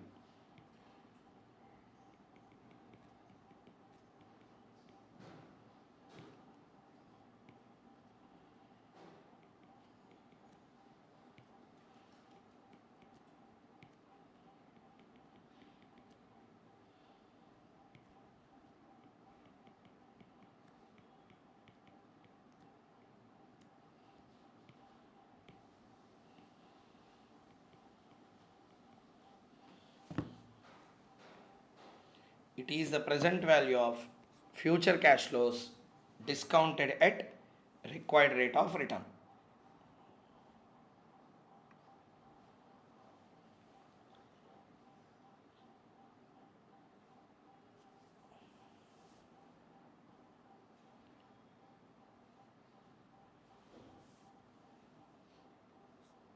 Write down the notes, complete it fast.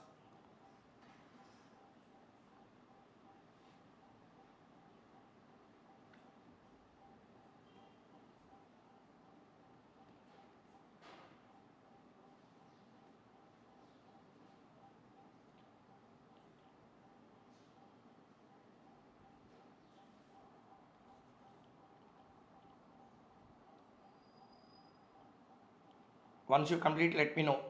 We'll continue.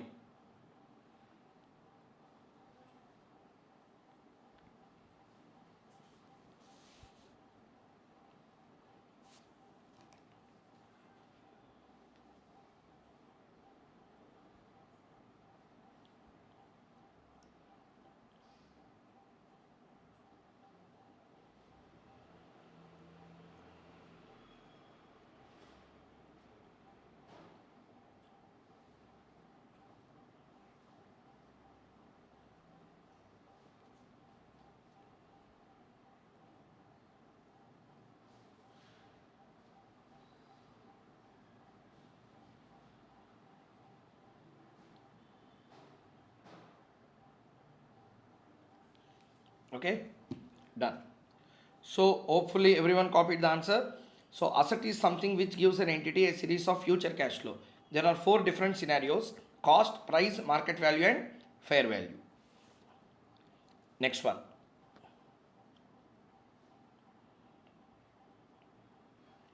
So please see here once. So the concept of assets and liability, in that asset means what we understood, four different scenarios. Asset has a cost, asset has a price, asset has a market value, asset has a fair value. Asset has a fair value. Below write down third point.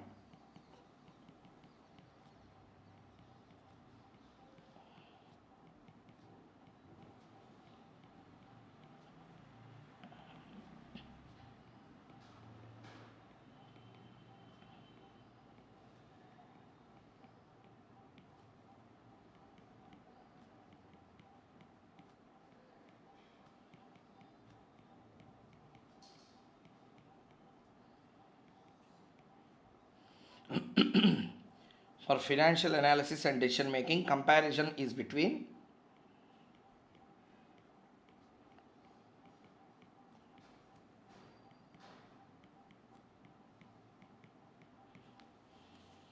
market value and fair value. Market value and fair value.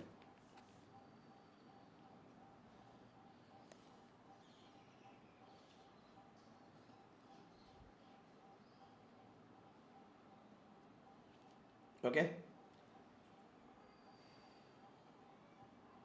So up to here everyone had a clarity.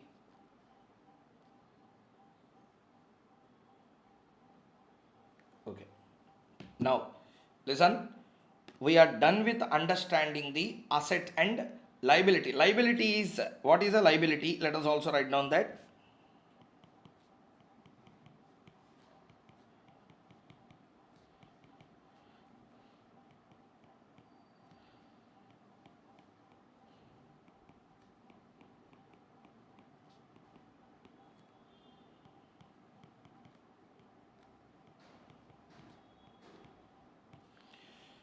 So liability is a term used to settle the obligations. So obligations are settled using the word called as liability. Asset is a revenue generation. Out of that revenue, you need to settle the obligations. The liability is a term. It's just a term used to settle the obligations. So obligations are settled through the assets. Okay. Now lessons are everyone. We discussed so many things in the today's session. Discounting, compounding, cash flow and its streams, concept of assets, liabilities, all these are completed. 1 minute time. Every 1.5 hours I will give 1 to 2 minutes time. Go back. Read all the concepts what you learned. If you have any doubts, put the doubt. I will clarify. Once completed, we will go into the remaining part. Okay. Directly continuing now, some may feel uncomfortable. So therefore, you see this. You understand properly. Once you are okay with everything, we'll continue.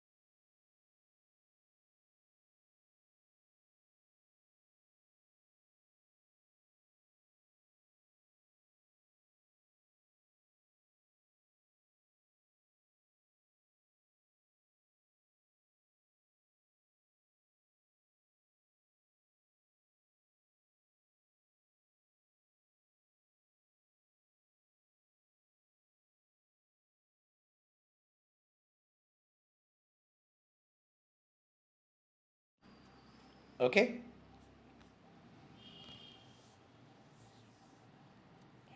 Everyone, shall we continue? Sir, please explain division and multiplication reference for discounting and compounding. Oh, no, we did not come at. That's a practical aspect that we will see separately. We did not come till that. Only meaning we understood what is the discounting and what is the compounding. We did not come till then. Another person, Vishwanath K. Sir, if market value is bargained at less price and or cost, then it will be lost to the seller. Then why seller will sell? Array, that's called as bargaining. Yeah. If seller wanted to sell, he will sell, or else he will not sell. That's it. Transaction don't happen. You will go to some place, you wanted to buy something, he said higher price, you said a lower price, he will sell. No, that's it, you don't buy. That's called as a bargaining, bidding. Next one, Dharani is asking another question, whether perpetual cash flows includes both even and uneven cash flows. No, perpetual cash flows means only even. Uneven can't become perpetual.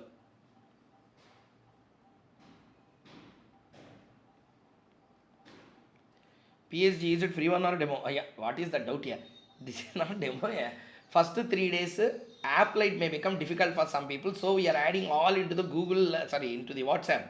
So groups are getting filled. We got around 250 plus by yesterday. So we are filling 50 batch. Now we are adding another 10, 15 like that and making 65 students groups. So regard to that, yes, these are the 3 lectures. Tomorrow also I will come live on YouTube, and after that we will start effectively with the normal concepts and complete. Next one, Shanmu is asking a question, how equity is perpetual cash flow? Won't cash flow change every year? Bro, you didn't understand my point. Equity we may give different cash flow. Okay, then what you are asking is, sir, when you said just now that cash flow should be even in order to have perpetual, but equity dividend is not even. That's the question, correct or not? No. Meaning of that we are going to understand in the chapter share valuation, the first chapter. In that first chapter itself we will understand what is the meaning of this even cash flow, uneven cash flow in perpetual. Perpetual cash flow means it should be only even, it can't be uneven. Okay, sir, then dividends are not same every year. Question will arise or not? That question will be answered in the chapter called as a share valuation. When I come there, I will explain the concept. Is it okay, Shanmu? You ask the question.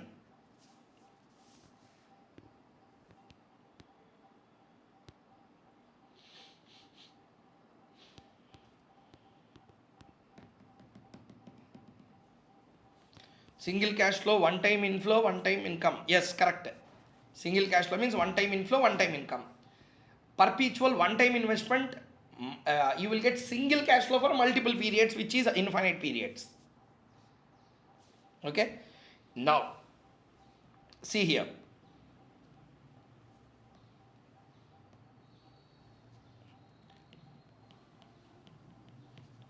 Understanding assets. So this concept is quite interesting. If you wanted to do some presentation, wherever you wanted to take some sessions regarding how the assets will behave, this particular thing will really help you a lot, to understand the real meaning of what is an asset. You wanted to make a Instagram reel, or you wanted to make people aware what really an asset means. You wanted to take a session to people as to how we should perceive the assets around us. This particular class or this particular next coming 10 minutes will be really helpful to all of you. Okay, so let us see. Some doubts are still coming. I will answer all those after this discussion. Okay, please see here. Everyone, please. People say there are two things. Number one, assets. Number two, liabilities. Number one, assets. Number two, liabilities. Again, I am telling, listen carefully to this discussion. People say there are two things. One is an asset, another one is a liability. Now the question starts. What is an asset? What is a liability? Asset is something which generates a future cash flow. Liability is a term which is used to settle the obligations. That's it. Answer is over. But let us understand how assets are bifurcated in the world of finance. I am talking about assets from finance point of view. From the finance point of view. Now first tell me. Whenever I say share capital or something like that, whenever I say share capital etc., or whenever I say debentures, whenever I say preference shares etc., all these are assets or liabilities are? Answer first.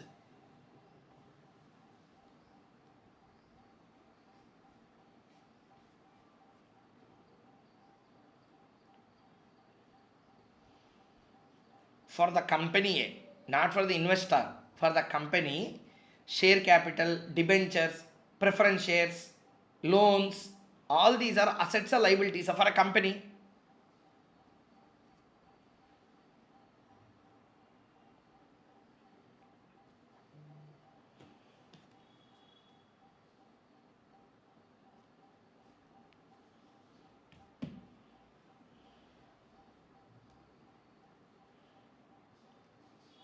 Okay. So we call them liabilities. Okay. Now listen carefully. Whenever I say shares, debentures, loans, preference shares, in general we call them as liabilities to the company. Liabilities to the company. Now I will ask a question. You tell me. Company raised finance by equity share capital issue. Company went for a IPO. After IPO, they raised money. Okay? This money will be kept idle or will be invested somewhere? Will be invested somewhere. When I say investment in the assets of the company. Means they will invest in some assets, they will invest in some buildings, etc. Am I clear? Now question. These assets generate cash flow. Cash flows will, I repeat one more time. Company raise money by equity. Invest that money in the assets. Assets will generate cash flow. This cash flow will be distributed to various stakeholders. First I will pay wages out of it. Next I will pay salaries out of it. Next I will pay the loan interest rates. Next I will pay to the unsecured creditors. Next I will pay the government taxes. Next I will pay the preference dividend. Lastly the equity dividend also paid. That's how the cash flows will be distributed. So I repeat. Raise money by equity. Invest money in assets. Assets generate cash flow. Cash flow will be distributed. How much big the cash flows you get, that much big your distribution to the equity shareholders, because all other people is a fixed distribution. Interest fixed, preferential dividend fixed, Okay, though government taxes is a variable, remaining all are fixed proportions, so we will pay. Whatever is left out, how big your cash flow is, that big your distribution will be. Am I clear? So now the question happens this way. The question is, this cash flow, if it is bigger, distribution is bigger. This cash flow is lower, distribution is also lower. Means distribution is dependent on cash flow. Cash flow is dependent on how good you are in utilizing your assets.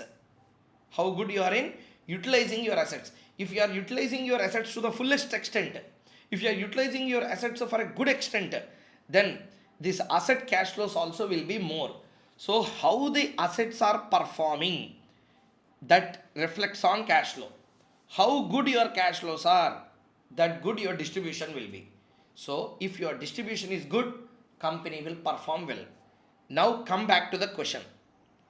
Share capital, money raised, money invested in assets. If these assets are better performing, what will happen? More cash flows will come. More cash flows, more distribution. More distribution, more positivity about company in the market. More positivity, share prices will go up. Over. These assets are not performing well. Output is not there. Production process is not getting done properly. Great impact is there. Cash flows will come down. Equity distribution, when I said distribution to the final equity, equity distribution will come down. People will have a negative impact or negative vibe on that company. Always market runs on the vibe. The way in which people perceive markets will change. Okay? Coincidentally, what also will happen? Incidentally, share price also will come down. From this, what you have to understand, if company perform well, when I say company assets, if the company perform well, assets perform well. Assets perform well, cash flows will perform well. Cash flows perform well, more distribution, more happiness, positive drive in the market. The rally of the share price will continue. If like that it continue, share price will rise. Am I clear? You imagine this way. There is a company called as a Kingfisher Airlines.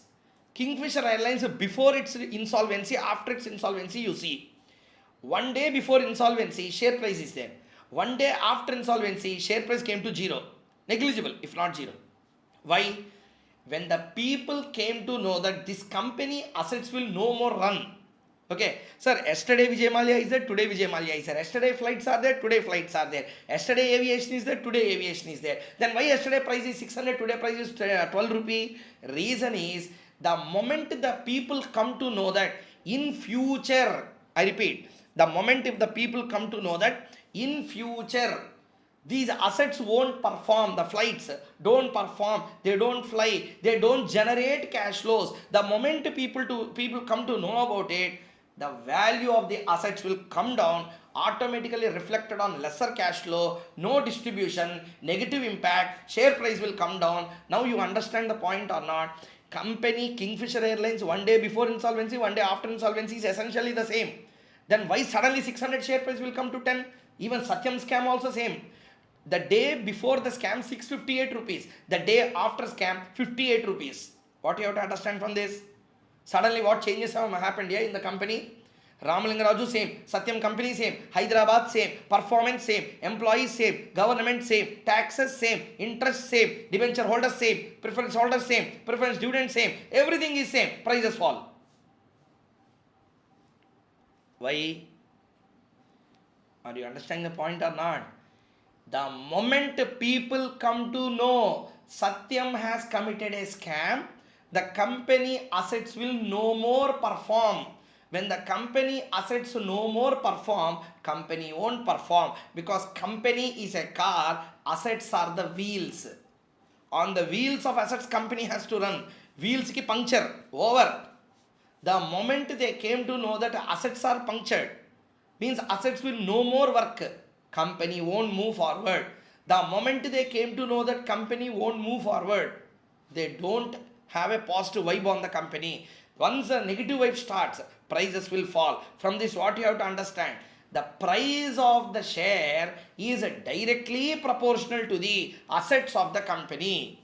Directly proportional to the assets of the company. If assets are having more value, price of the share also have a more value. Assets are losing their value, share price also will fall. Therefore, try to understand clearly.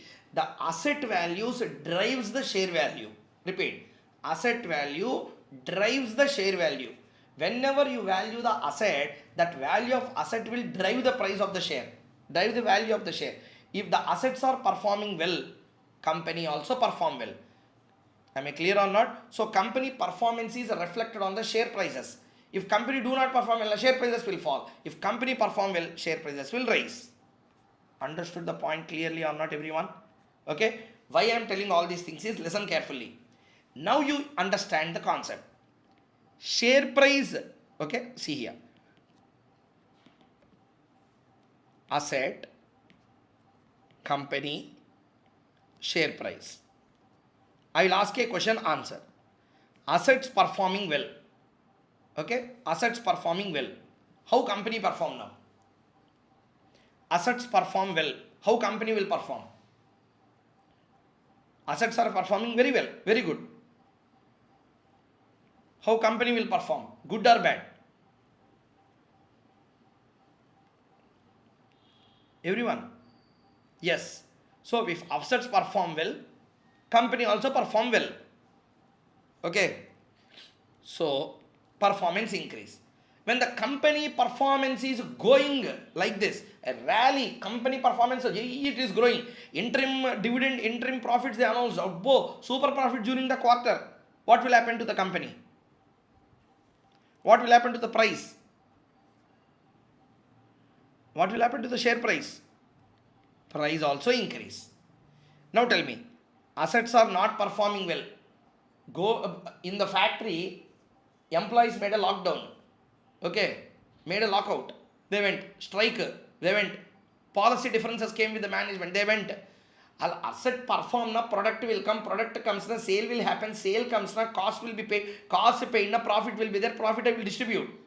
Asset not performing, the production not there. No cost payment, etc. Company becomes zero.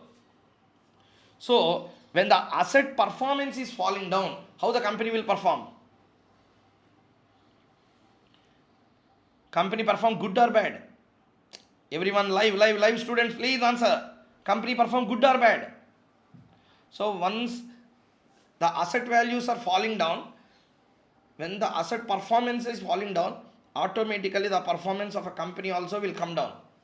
Once the company performance comes down, the share prices also will fall. From this, the moment we understood this analysis, what you should understand here, the first thing you should understand is, if assets perform well, share price perform well. If assets don't perform, share prices also will not perform. Means share is influenced by what? Everyone, share is influenced by what?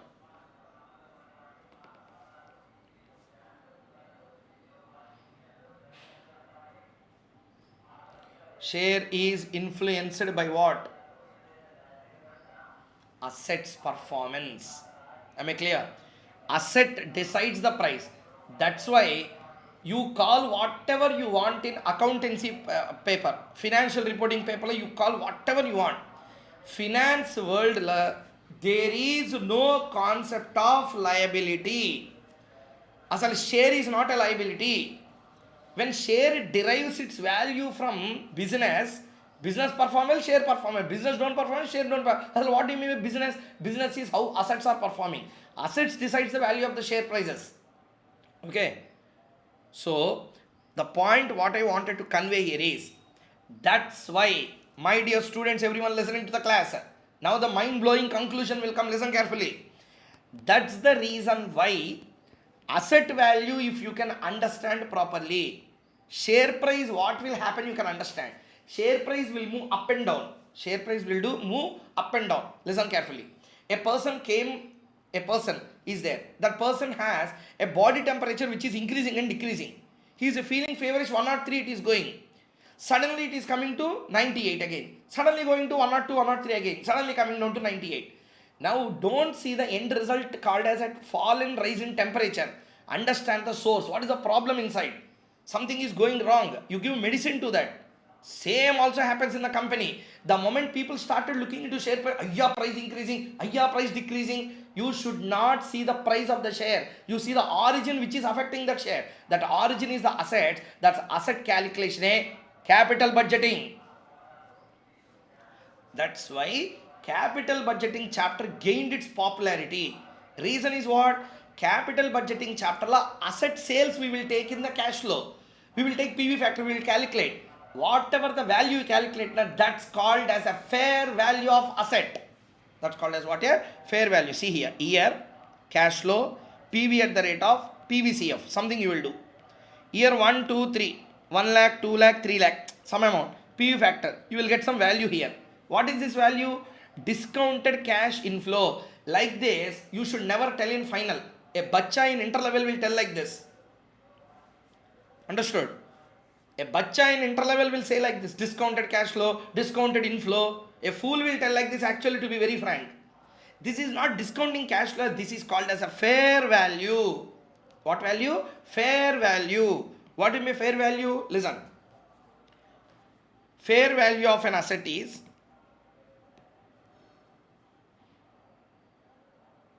read it.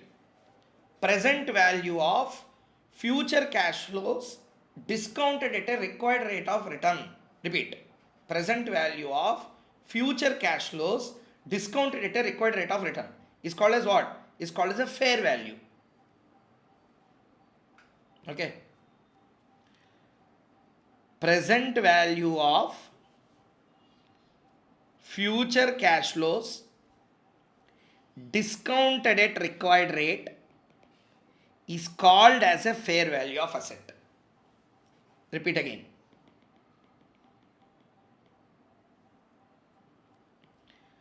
Present value of, because it's present value, future cash flows, future it will happen, discounted at required rate is called as fair value.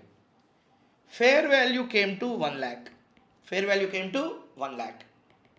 Now, this is the value to you. You are expecting these three cash flows. You are expecting a return of 10%. You are expecting a life of 3 years. This is the value for you. When a person changes, fair value also will change. Because everyone need not expect the same cash flow. I may expect different cash flow on the asset. You will expect one cash flow on asset. I will expect different cash flow on asset. So depending on the value, your fair value will change. But what will not change? Market value don't change. Market value is a fixed price. Okay. You have to bargain later. Market value 1,20,000 case 1, 1 lakh case 2, 80,000 case 3. Understand how to have a clarity. Value to you is 1 lakh. That will not change. Means what? In your mind you had a clarity that maximum price I can put for this asset is not more than 1 lakh. You went to the market, you tried bargaining. They said price 1,20,000. Buy or not to buy? Not to buy. That's why this is an outflow what you need to keep. This is the outflow what you are ready to keep. Okay, you are ready to put only 1 lakh, but market it is available at 1,20,000. So if you put this will result in a negative NPV. This will result in a negative NPV project. Next, 1 lakh. Break even. That's also called as a IRR project. Next, fair value 1 lakh, but is available only at 80,000. This is a positive NPV of 20,000 project. Okay, positive NPV. Now you tell me, what is the fair value of this asset? What is the value to me? How much maximum I can put? 1 lakh. But what is the price in the market? 80,000. Third case, 80,000. Means an asset which is worth 1 lakh to me, which is worth 1 lakh to me, is available in the market only at 80,000. Therefore, I am getting a 20,000 benefit or not. For the 20,000 benefit, we will invest in that. Okay. Now the benefit will be distributed. Since the asset has extra distribution, automatically NPV will affect the share price. NPV will affect the share price. So how NPV will affect the share price, we will see in capital budgeting chapter. That's why we do capital budgeting chapter. Yeah. Why capital budgeting chapter is and why NPV? NPV once calculated, that NPV increases the share price because NPV is the net distribution. If the distribution is positive, market will have a positive impact. Prices of the share will increase. Clear or not, everyone? So there is no separate concept called as assets in this world. Okay, sorry, liabilities in this world. If there is a concept, that's only asset. First, everyone tell me, did you learn something new now or not? Everyone. What affects what? Assets affect share price. Therefore, share is considered as a asset only. That's why you do share valuation. I said assets only will have proper valuation. Clear? Okay. Now the question here. Now one point. Uh, Up to here we completed. Okay. Now what we will do is take a break of 10 minutes. From 9:55 now. Again we will reassemble at 10:15. 10:15 to 11:15 I will take the session again. Okay. Take a 15 minutes gap. 10:15 we will again assemble back and continue. Okay.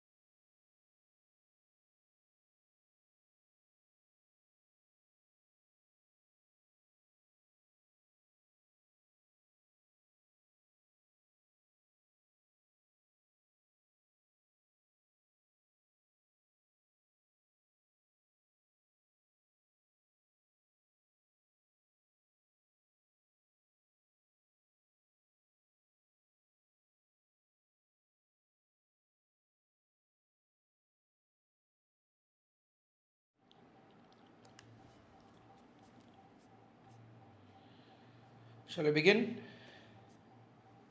Everyone?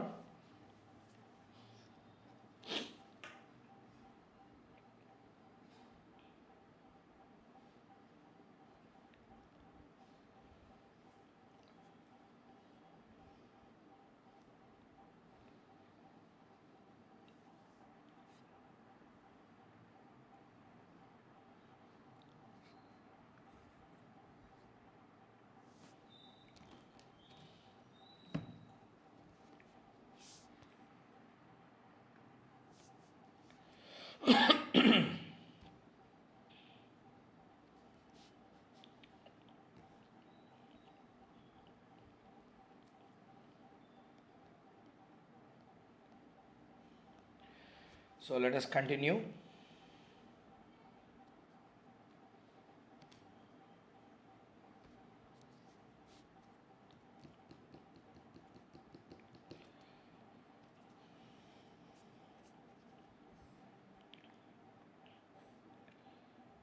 So let's continue. What we learned before the break, whenever company wanted to raise capital, it has to raise the capital through the share capital, also called as the equity share capital. This amount they will make investment in the assets. Assets generate cash flow. After paying to all the costs, it will be distributed to the equity. Money raised from equity, distributed to equity. Okay, I take money from you, put it in the assets, I will do the business, cash flows will get generated, I will pay all the costs, balance again I will give back to you. General basics of the business. So this is what the companies will actually do. So what you have to understand here, money is raised in the form of capital. After the capital being raised, we will invest them in the assets. We will invest them in the assets of the company. Assets obviously generate cash flow. We will pay all the costs, and finally all the outflows after, anything which is remain pending will be distributed back to the equity. So who has given the money to them, we will again give back their money in the form of a return. Okay, is the question. The moment these assets are not performing well, cash flows will fall. The moment cash flow fall, equity distribution you can't make properly, or after making distribution nothing is left to distribute the equity. This situation can happen. Therefore, try to understand, whenever a company's share price is falling, it is because of its assets performance. That's the first reason. Okay, if assets perform well, company will be well. That's why when you see in CA Inter, there is one chapter called as a ratios analysis. Actually, the name of the chapter is the financial statements analysis. In the ratios analysis is the major part.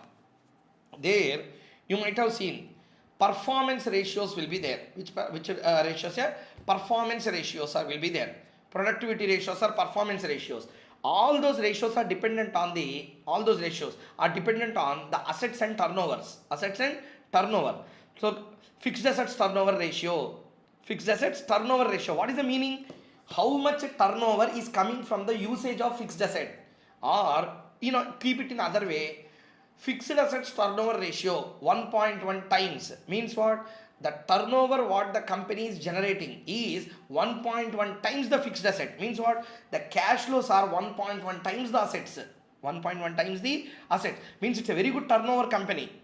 Like that, people started analyzing fixed assets turnover ratio, current assets turnover ratio, total assets turnover ratio. Are you understanding or not? So after that, there is another ratio called as a return on net worth. Return on net worth on the net assets, how much return you are generating. Everything is based on the concept of assets. Entire FMA assets. So listen carefully. So in these assets, what will be there? In this asset, plant and machinery will be there. Land and building can be there. Okay, plant and machinery can be there. Land and building can be there. Total project can be there. Equity share can be there. Debentures can be there. Anything can be there in this. Valuation of plant and machinery, valuation of land and building, valuation of these two will be done in capital budgeting at CA Inter level. Project analysis Advanced capital budgeting lo we will see. Sir, what is the difference between plant and machinery, land and building and project? Plant and machinery individually value, land and building independently will value. I don't value land and building, plant and machinery. A factory consists of a land, factory consists of a machinery, factory consists of various other costs, then only the output will come out. Therefore I don't value independent assets, I will value the factory project as a whole. That's what we are going to do in the advanced capital budgeting chapter. Means again asset valuation our chapter. Next, shares are valued under share valuation and business valuation chapter. Debentures, bond valuation, IRRM, interest rate swaps. Like this, our entire syllabus talks only about one thing. What is it? Valuation, valuation, valuation. Which valuation? Assets valuation. Okay? Which valuation? Assets valuation we are discussing. Next. Sir, then what about liabilities? What about liabilities? Okay. Before I start with the liabilities analysis, I just want one answer from all of you. Okay? I just want one answer from all of you. Tell me. One thing we came to know here, share is not an asset. Sir, very sorry. Share is not a liability. Share should be perceived as an asset because the value of the share changes if the company performance changes. Company performance means what? Asset performance. Means if assets perform well, share price perform well. Then how can you tell that share is a liability? It is some asset which is deriving its value from another asset called as business. Okay. So therefore, share should not be seen as a liability. It should be seen as an asset. But an accountant in a double entry system of accounting, he will go to any end to prepare the balance sheet. That's why liabilities will come on the, share capital will come on the liability side. Are you understanding? Share capital will come on the liability side. For the double entry effect and some conventional accounting policies we are following. Because of that we show. Technically there is no such concept called as liability. Finance loss liability concept will not be there. Sir, how can you prove? One proof I shown you share. Another proof also I will show you. First, listen carefully, sir. These are all some facts of finance one should understand. In the world of finance, please everyone, listen carefully. In the world of finance, entire finance world, I am not talking just about our syllabus of AFM. I am talking about CFA also. So, when I am doing my CFA also, same questions used to come. Same question means I am not talking about CS syllabus, I am talking about the way in which they perceive the question. Even in CFA books, if you see how they perceive the finance, there is no concept of liability analysis there. Anything asset analysis. Okay. In finance, our analysis is more on assets. Okay. Number 2. Assets, there are two types. Okay.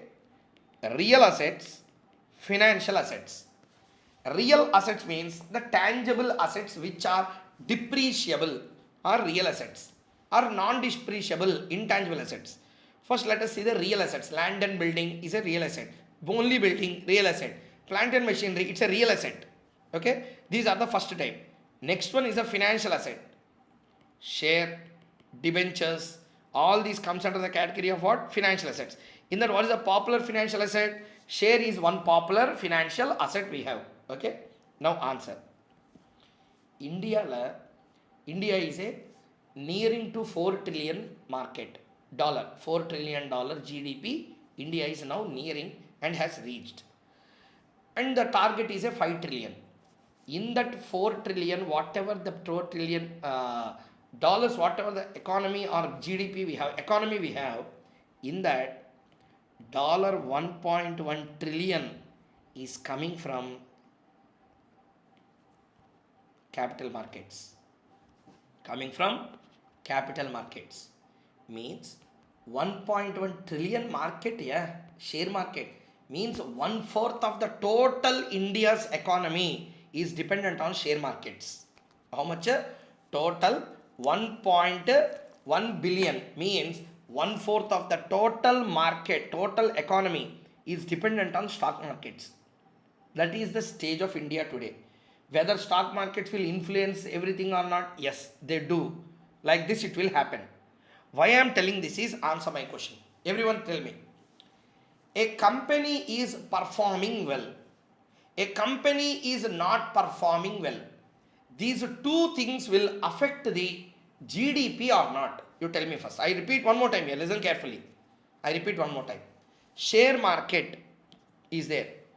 Companies share overall Nifty 50 companies are there, or overall 8,300 listed companies are there. All the listed companies share prices may move either up, may move down. Okay, will the share price movement moving up or down, any trend will affect the economy and GDP or not?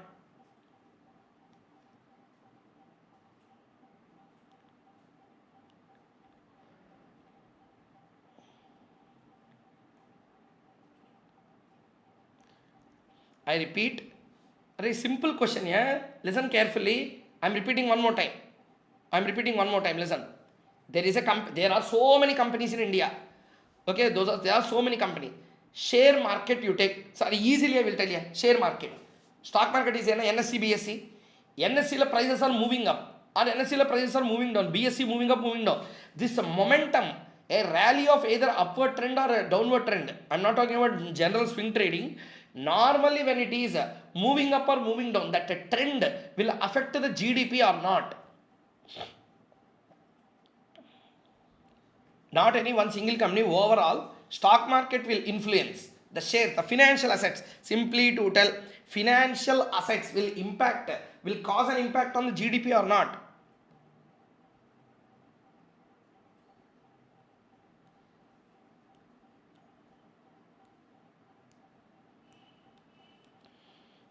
So now listen, there are answers that are given by most of them. Okay, so the point is, whenever I say financial assets, will it affect the GDP? Will it affect the economy or not? Share is a financial asset. Share is a, that's what I said.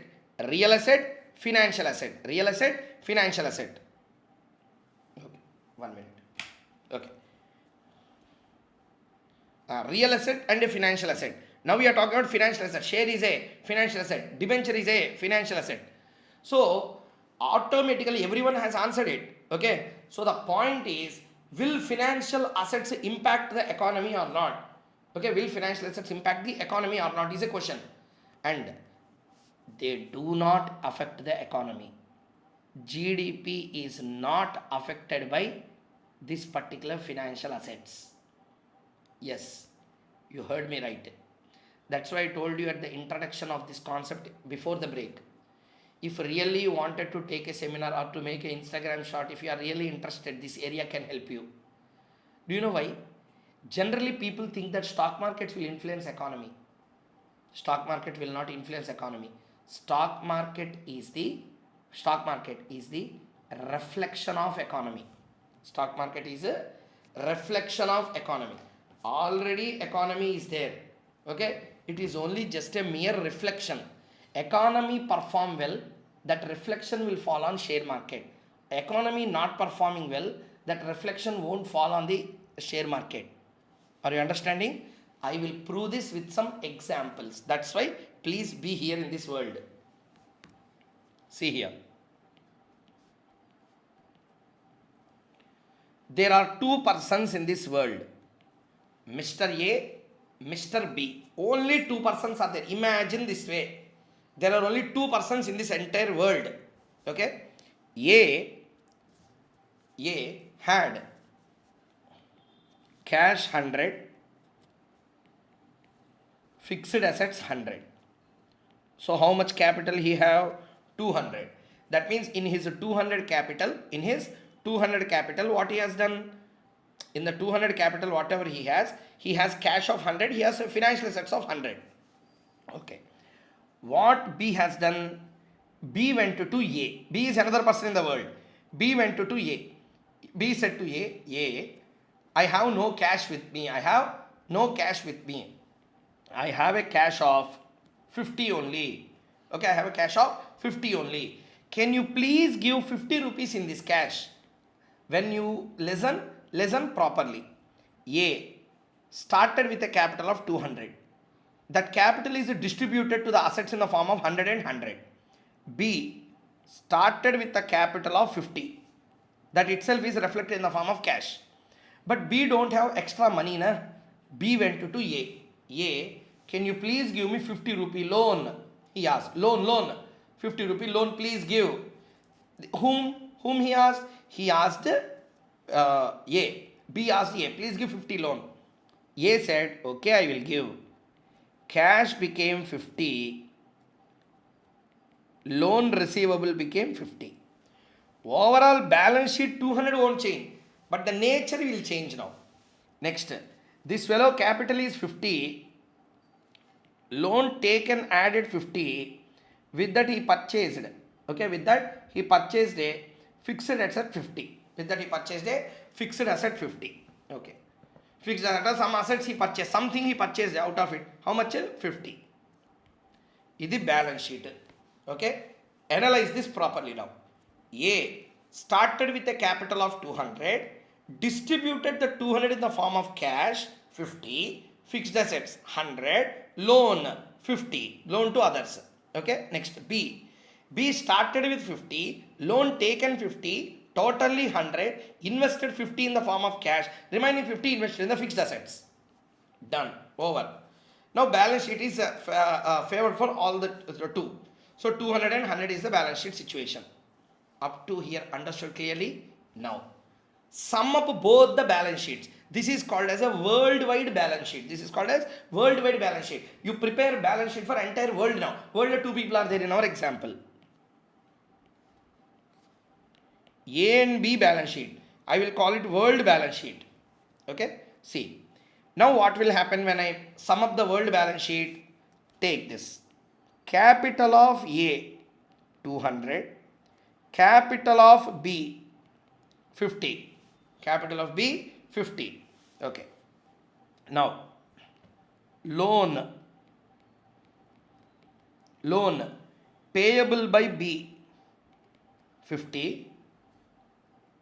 Cash of A, cash of B, fixed assets of A, fixed assets of B, loan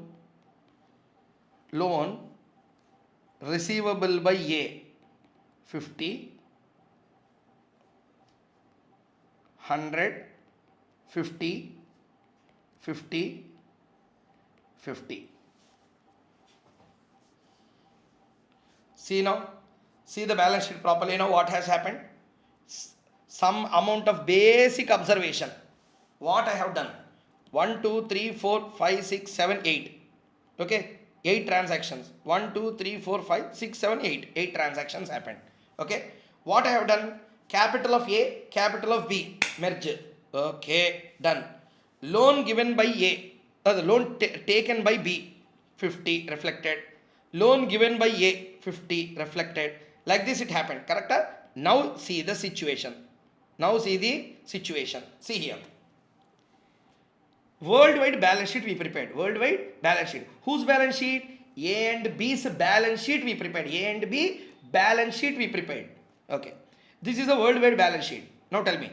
AB balance sheet you prepared na. This is a loan payable by B. This is a loan receivable by A. This is a loan payable by B. This is a loan receivable by A.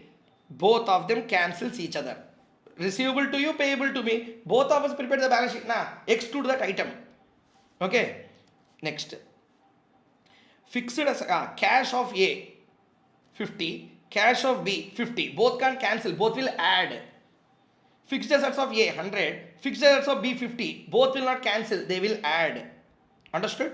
Capital of both the people add. What you have to understand? Cash is a real asset. Cash is a real asset. Fixed asset is a real asset. Fixed asset is a real asset. Loan is a financial asset. Loan is a financial asset. Financial asset and financial asset cancels each other. What remains in the world is only the real assets. That real assets value is a reflection to the capital. 250A, this 250. That's what I told. Share price is nothing but the reflection of the asset values. Real assets only will influence the GDP, not the financial assets. Financial asset, what you read in India is 107. Yeah. Financial asset for me is a financial liability for another. Assets and liability cancels each other. Understood or not?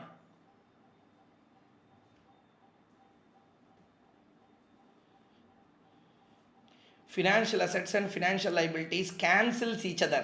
Real assets and real assets won't cancel, they will aggregate. That's why real assets will aggregate and form GDP. Financial assets will cancel each other, don't impact GDP.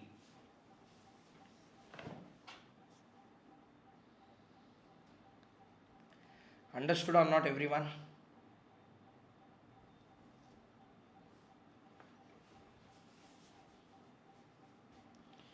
So now what will happen? Though the financial assets don't impact GDP, okay, what is the major source of taxes in India? Corporate taxes. Company to run, first there should be a share. Without shares, company can't run. Are you understanding or not? Share is the main concept. The share is the main concept. That means without a share, company can't run. Companies are the major source of GDP. And GDP will get affected by real businesses, not by financial assets. Those real businesses are done not by individuals and sole proprietors, done by company. To run the company, shares are mandatory. That's why government bears financial assets. Financial assets, though they don't impact GDP, financial assets will impact the companies which creates GDP. Therefore, we are maintaining financial assets worldwide. Understood the point or not? So, financial asset for me will be a financial asset to you. I get loan means what? Someone has to give loan or not. My amount, your amount, asset and liability will cancel. But see here, cash of A, cash of B don't cancel each other. They add each other. They aggregate to GDP. But financial asset to one becomes financial liability to another. Both cancels each other.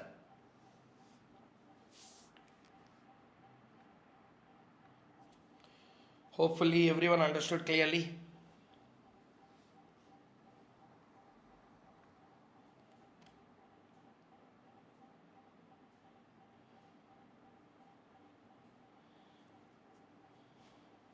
Everyone? Clear? Can I move forward?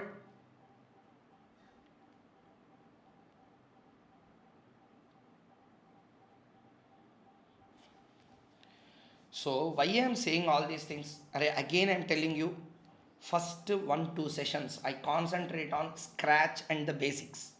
You should have clear clarity on what you are doing in the remaining part of the class.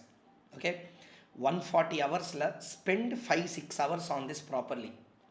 Remaining 130 hours la peace of mind when you do problems.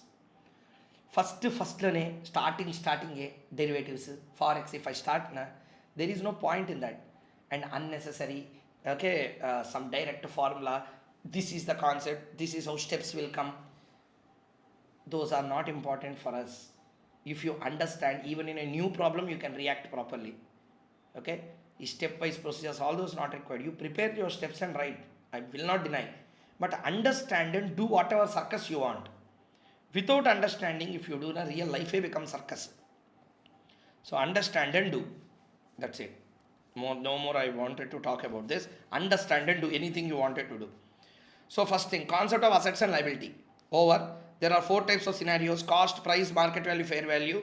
For financial analysis and decision making, comparison will be between market value and fair value. Liability is a term used to settle obligation. That's it. Okay. Next.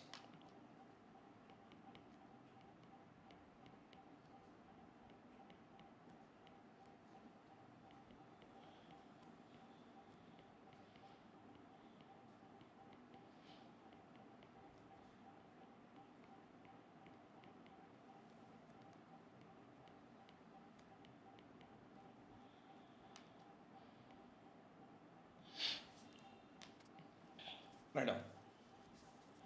There are 2 kinds of assets in finance, namely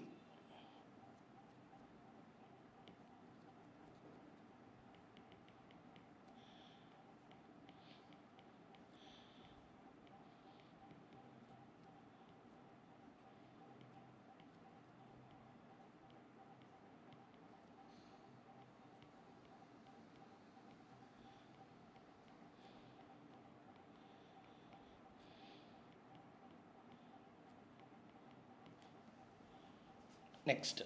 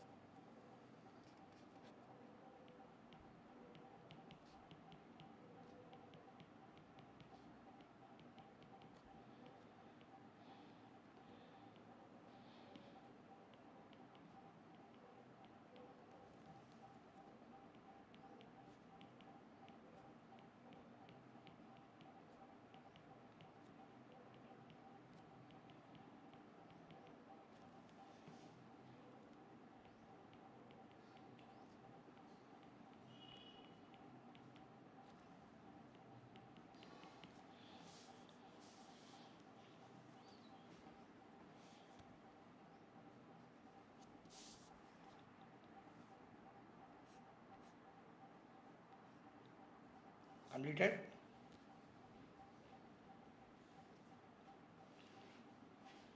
So, financial assets means financial asset for you is a financial liability for another. Financial liability for one is a financial asset to another. If you take both the person's balance sheet together, assets cancels to liability. But real assets, land and building, plant and machinery will be there. Na? Land and building is an asset for me. For you, what it is not anything. Are you understanding or not? Financial asset is a asset to someone, liability to another. Real assets are assets to one person only. Other person, it's not a liability. So therefore both don't cancel. So what cancels each other? Financial asset cancels with financial liability. But real assets don't cancel with other liabilities. Understood the point or not? Those who are listening only should answer. Are you all having a clarity?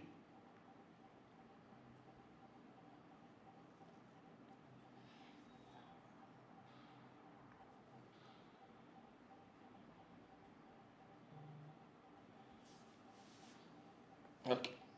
So financial assets do not impact GDP, but they are the source for the companies which generate GDP. Done. So with this we completed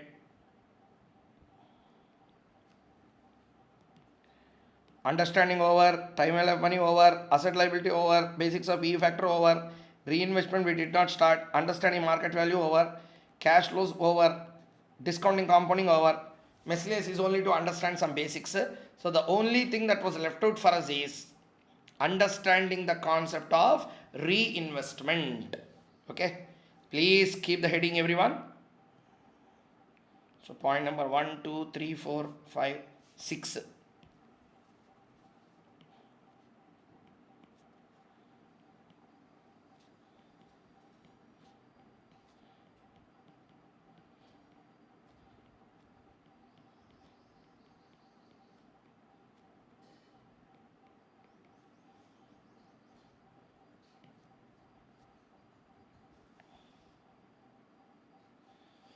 Cash flows, returns and reinvestment. So one person already asked one question, let me answer.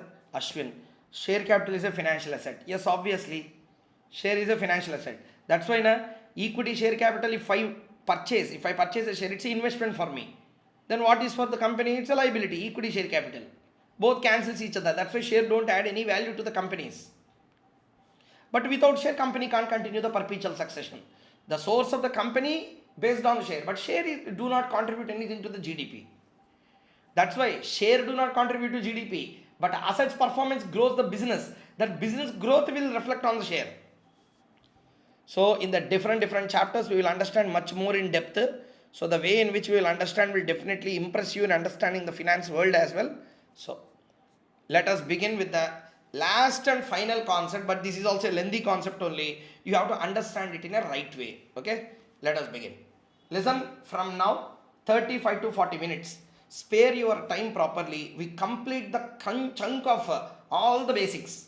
Okay, such that we can start with a new chapter upfront in the next session. We'll start. Okay, before that, see here, there are three things: cash flows, returns and reinvestments. Everyone please also take out your calculators. Okay, please take out your calculators. For this I just wanted to take a hyperlink from another document.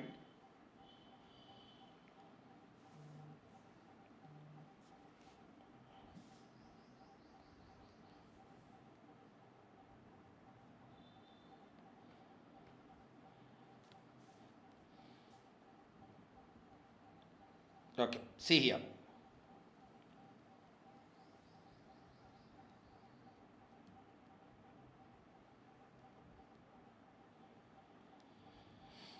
Okay, so first point number 1.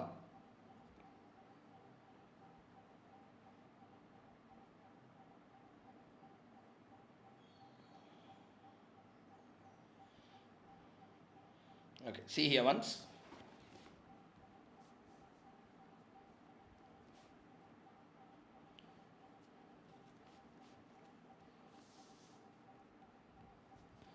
As we know,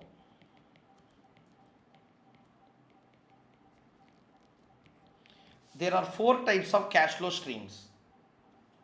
There are four types of cash flow streams. Number one, single cash flow, multiple even cash flow, also called as annuity cash flow, multiple uneven cash flow, perpetual cash flow. How many kinds of cash flow streams are there? Four kinds of cash flow streams are there. 95 to 99%, except a few areas of finance, almost 95% you can take. Everywhere what we consider is discounting technique only, because investment and decision of investment is taken today, and inflows will come at a future date. So whatever you are doing, what is certain today, whatever you did is a certain. So to that certain period, all the uncertain cash flows you need to bring. Therefore future should be brought to present, because decision is taken at the present. So therefore try to understand clearly. You cannot directly take the future values. Whenever future values are there, first discount it and bring it to present. Discount and bring it to present. After bringing it to present, then you compare the outflow present with the summation of all the inflows at the present value. Understood? So outflow is made today, inflows will come at a future date. First bring all these inflows into today terms. Total will be there. This is what? Inflows total. Inflow total in what terms? Present value terms. Outflow total in what terms? Present value term. Now you can compare both of these. So the concept of comparing the present outflow with the present value of inflows is called as discounting. Okay? One by one, let us understand.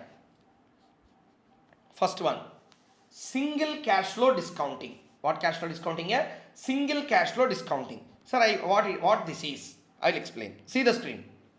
See the screen here. Okay. Single cash flow. See the screen. A person said like this. A person said like this. I want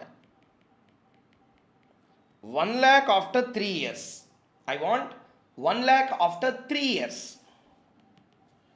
Today, how much I need to invest at 10% to reach this 1 lakh? This is the question he asked. Okay. I will repeat the question one more time for you. Listen carefully. There is a person. That person wanted 1 lakh rupees. Not today. After 3 years he wants this 1 lakh. He asked you, how much I need to invest today? How much I need to invest today such that first year, second year, third year, okay, first year, second year and third year at a 10% interest if I get, it should equal to 1 lakh. Okay, how much I need to invest today at a 10% such that my investment along with this interest for 3 years should be equal to 1 lakh. This is the question he asked. First tell me, everyone understood the question or not? Don't sit idly, please everyone answer faster. Understood the question or not?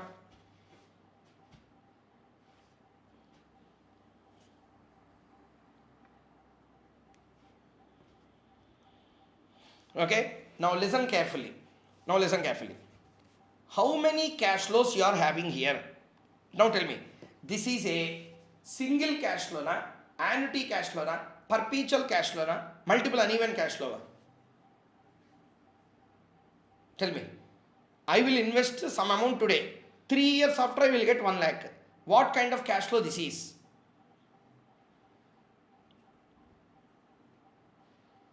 Perfect. That's a single cash flow. Okay. This is a single cash flow. Now listen carefully to the point. How much I want, how much I will get after 3 years? I will get 1 lakh. He is asking how much we should invest today. How much we should invest today in order to get 1 lakh after 3 years at 10%. Okay. He has already given the future value. He is asking how much we need to invest today. We want present value of that 1 lakh. Okay. So present value will be calculated as future value into 1 by 1 plus r whole power n. N means how many years? Future value, how much? 1 lakh into 1 by 1 plus r means the rate. How much is the rate? 0.1. N means the number of years. How many years? 3 years. So 1 lakh into 1 by 1.1 whole cube into 1 by tell the answer. Take the calculator. 1 second, I will try if I have a calculator.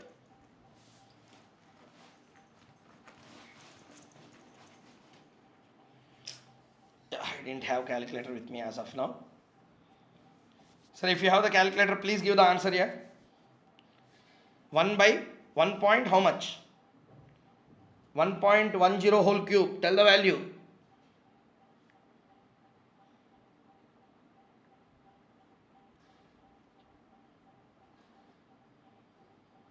1 by 1.10 whole cube.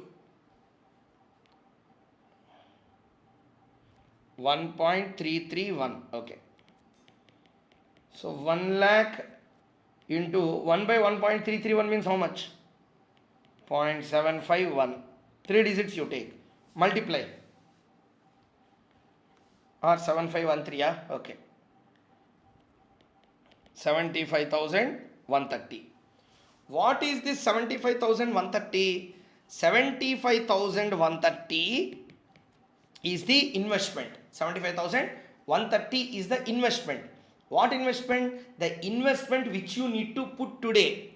Okay, investment which you need to put today. Okay, today if you invest 75,130 at 10%, first year it will give you 7513, next year it will give you 7513, third year it will give you 7513, all together totals to 1 lakh. All equals to 1 lakh. Okay. So what he says, invest 75,130. Invest 75,130. First year you will get 10% interest, 7513.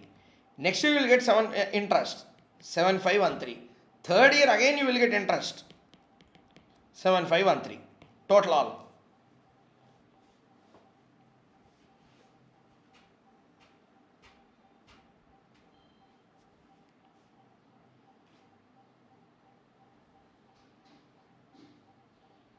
First year you got 7513. Next year 7513. Next year also 7513. 10% you invested.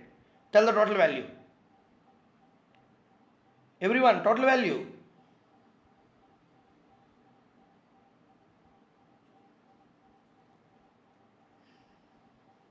Okay. 97,669. 97,669. Okay. What is the question? Today I have to invest 75,130 at the rate of 10% such that it should be equal to 10 lakh. I have done the same. See, we calculated, we got 75,130.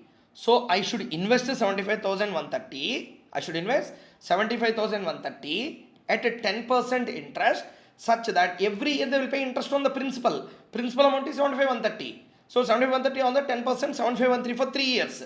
I paid. It is equal to 97,669. Sir, it should be equal to 1 lakh, sir. Why it is equal to 97,669, sir? Sir, you did wrong, sir. Yes, we did not consider reinvestment. That's the discussion we are going to make now. It's not about how much you invest. It's all about reinvestment.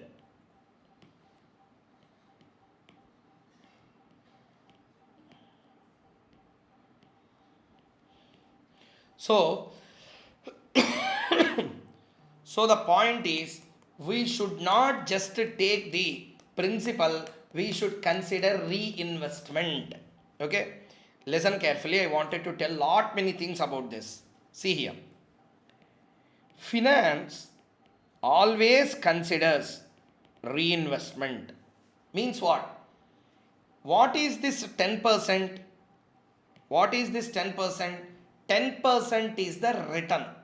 Okay, 10% is the return. Return that you can expect is how much? 10%. Your return will be 10% if and only if the intermittent cash flows are reinvested at same rate. Reinvested at same rate. Sorry, it will give lot of confusion to you now. So listen carefully. This you should have learnt at CA Inter in the area called as a capital budgeting, where you will be seeing NPV IRR conflict. Okay, NPV IRR conflict. At that time you might have discussed this. If you do just like robot type of problems answers, na 100%, 1000%, 1,00,000%, I will give bond paper agreement, you don't know what it is. Okay, like any other person, if you do question or answer, na, in life you will never understand what is the real meaning of this what to say NPV and IRR conflict. So let's understand the point clearly now. Finance is all about reinvestment. Always you should remember one thing. PV factor assumes reinvestment. PV factor assumes reinvestment. What do you mean PV factor assumes reinvestment? PV factor 10% means what? You will get a return of 10% provided the returns are reinvested at 10% again. Repeat the statement what I said. Wherever you are in a study hall, a house, a room, wherever you are, tell first. PV factor at the rate of 10% means, repeat, PV factor at the rate of 10% means the return what we get, if cash flows are reinvested at same rate. But what rate? Same rate. More about this we will see in capital budgeting chapter. I will explain there very clearly, much in detail. But here let us understand the point. How much I invested? 75, 130. How much I want? 1 lakh. Now I need everyone's help. Take calculators, everyone, fast. Take calculator. First year, I will get 7513 return. Okay, 7513 return. I will not eat. I will reinvest this along with 75,130. Now, this is at the end of first year. Now, first year ending and second year beginning, what I will do? I will add both of these and reinvest back. Are you understanding or not? So, tell me, 75,130 plus 75,130.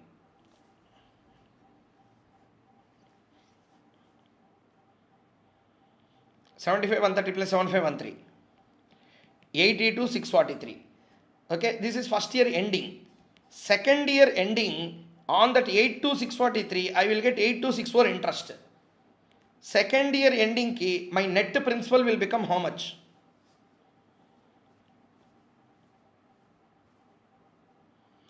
$82,643 plus 82,64, 90,907. Third year ending, this will be reinvested at 10%. I will get 9091. So total it is equal to 99,998, approximated to how much? 1 lakh, almost equal to 1 lakh. Now 1 lakh is matched. Previously 1 lakh is not matched. Now it is matched. Reason? That's what I said.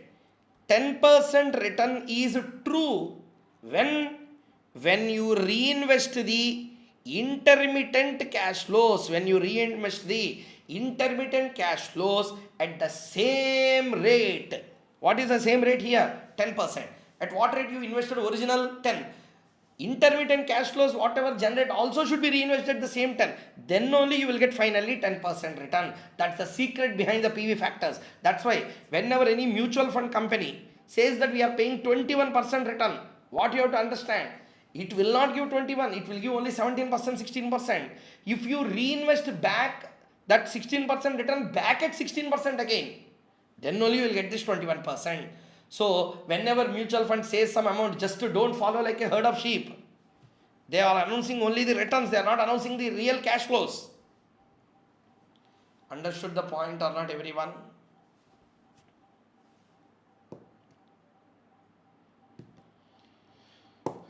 You should only tell understood or not, everyone.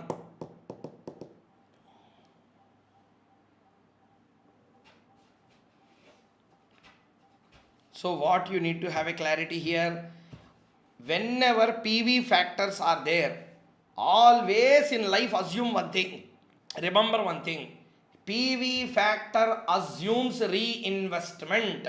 PV factor assumes reinvestment. Assume reinvestment. Whether you really do or not, I don't care. But the 10% is coming if you reinvest back at the same rate. A same rate also you should remember again. About this, we will discuss in two places. One, capital budgeting. Second one, bond valuation. Which valuation? Bond valuation. Bond valuation, there are two types of returns. Realized return and normal return. We will compare both of them. There in the chapter called as a bond valuation. So please everyone, keep your senses here. Listen carefully to the concept. Point number one. If you invest 75, 130 today, that will become 1 lakh after 3 years at 10%, provided the intermittent cash flows you should reinvest back at the same rate. Understood the point clearly? Everyone understood the point clearly? If you say one yes, we will write one example.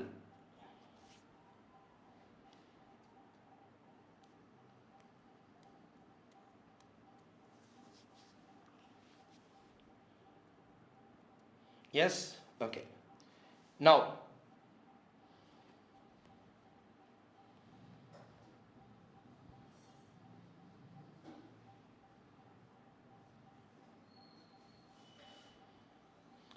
write down whatever you are seeing on the screen now.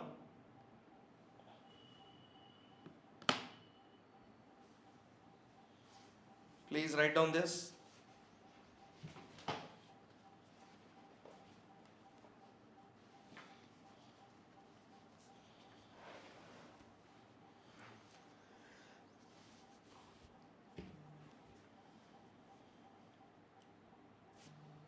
You kept this heading now. After this heading, write down this one.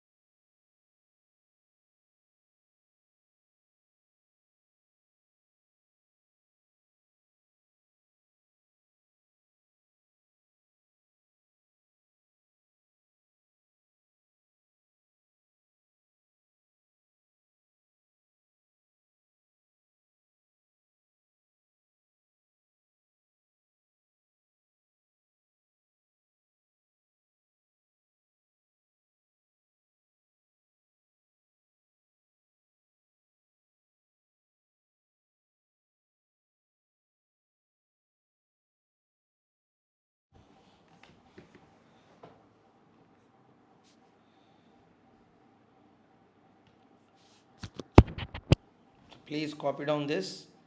Once you copy down up to here, you will have a clarity. All others you need not copy. This page only you have to copy properly such that you will have a clarity.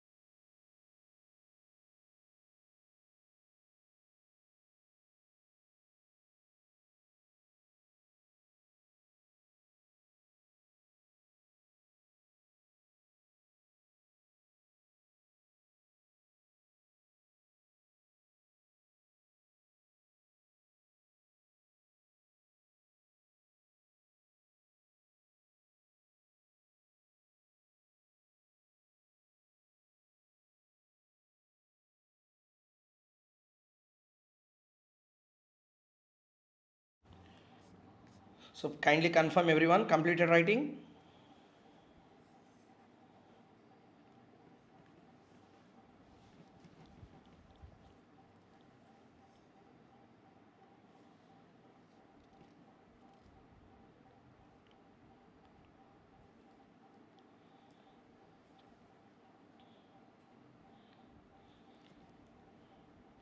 So first thing everyone tell me, writing or not, okay, no problem. You can write down, not an issue. Understood or not everyone, how the reinvestment will affect the decision making? Understood how the reinvestment affects the decision making?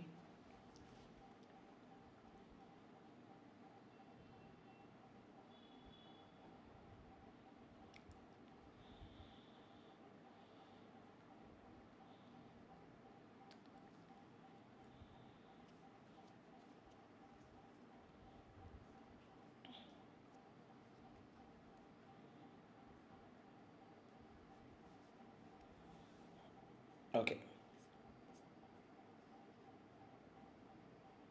So with this, we completed a good amount of basics in this area. Still, we are having some concepts left, which I will discuss in our next class. Next session, until tomorrow's session, first 1 hour, I will complete discounting why it divides, compounding why it multiplies. Next after that, multiple uneven cash flows and annuity cash flows we did do. We did only for what? We did only for a single cash flow now. Like this, we will also do for multiple uneven and annuity cash flows. Once everything is done, then I will explain you about the perpetual cash flows. Once that is also completed, we will start with the first unit in our discussion called as the Forex. Called as what? Forex. Forex management we will begin. Tomorrow's session we will start with the Forex after first 1 hour to 1 hour 15 minutes. First 1 hour 15 minutes I will complete all the remaining basics. See here. Still concepts are there. Still concepts are there. You can see here. Okay. Some basic concepts are there. These are the examples for reinvestment. See. Illustration on reinvestment concept. Mind blowing illustrations these all are. Seriously, I am telling you, it will open your mind into a new dimension of understanding. So once you understand these calculations and all, then you will be dealing with the concept called as a Forex. Okay. So that's the target. Tomorrow, first 1 hour, maximum 1.5 hours. We'll complete all the basics. Basics means basics for AFM and for exams also. Don't underestimate that these are not applicable for exam. Same concept what you see here, you will see in zero coupon bonds. Same concept what you are going to see here, reinvestment table. See here, this table you remember where we are dealing? Reinvestment we are dealing now. This table, leave it like this. I will show you.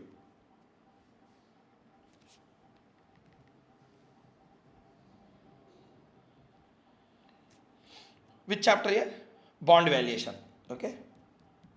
Just hold it on. I will show you.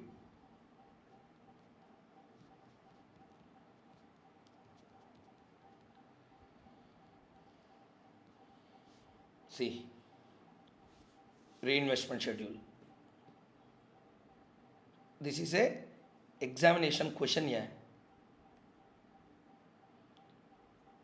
See there. Year cash flow reinvestment working amount na.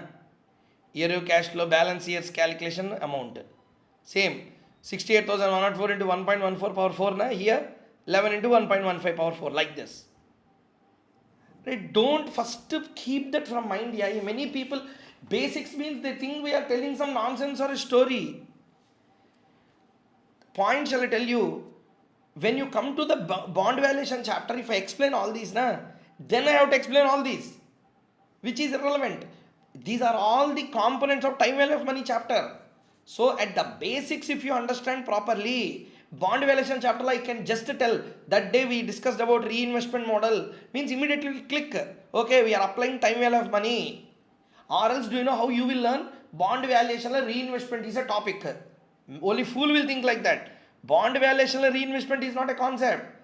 Reinvestment is a concept of time value of money, which will be applied in various situations. Sir, I will show you another example here for you.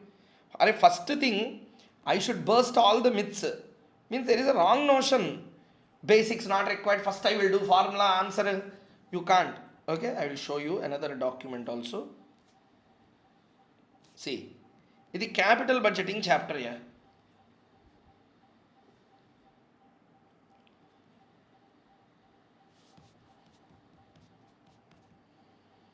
Okay, see here.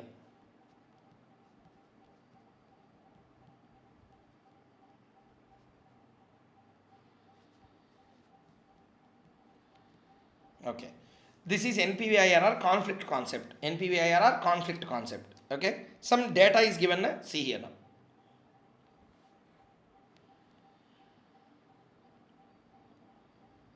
See, same. Prove that NPV assumes cost of capital as a reinvestment rate. Year cash flow, number of years, calculation amount again. They believe me, you are learning not the basics. You are learning so many things, linked concept. If you learn this properly, everywhere reinvestment will come throughout your learning process. Everywhere same concept will apply. Clear everyone? Reply all the participants.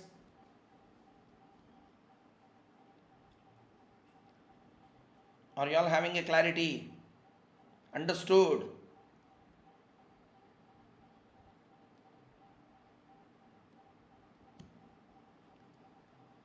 Okay. So with this, we close the today's session on AFM EOB. Tomorrow, 1 hour, 1.5 hours, we will spend on basics of AFM. Once completed, then we will be going into our first unit called as International Forex. Okay, or Forex Management, anything. Okay. So the books dispatch has already started. It will reach you. The handwritten notes what you are seeing there, that will come. 2 hand notes and a theory book also will come to you. Okay, just because there are around 253, some people have taken now. So we are dispatching all the three books. Means totally somewhere around 1000 book dispatch has to go on. So without hampering your learning process, tomorrow morning by the time we start this class, okay, I will share a PDF in my Telegram group. Okay, if you are not there, please join there. Almost everyone is there. Or in WhatsApp groups also there. Na? All the four now they started another 5th WhatsApp group also. So in all the WhatsApp groups also I will share. Wherever you are comfortable with, therever you download that copy and keep it with you. Initially, till we complete this small area or forex law, some small concepts are completed, you will receive the book. Sir, whether book received or not received are irrelevant. Anyway, questions will be there, answers also will be there. I will explain each and every concept. I will go to the next concept. Okay. Concept explanation I will take time.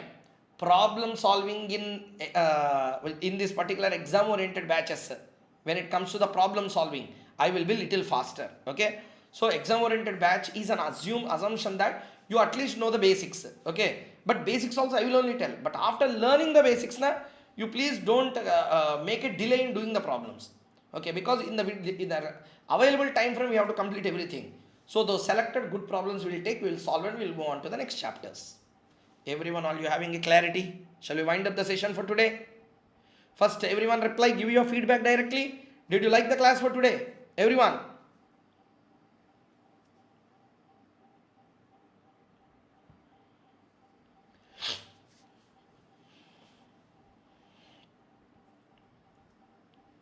So, today's session, so many concepts we learned. Next session, we are going to learn much more big concepts. And again, forex basics if you miss, that's it, you are gone. Okay, so forex basics if you miss, you are gone. I'm telling you very clearly, forex ki basics. How these basics are? Forex has its own basics. Understanding the quotations in a right perspective, all these. Please don't miss the basics and introduction to that area. Okay, thank you very much. Happy learning. Tomorrow we'll meet again. So please share this video to your friends if they are in need. At least they will know about the class. Okay.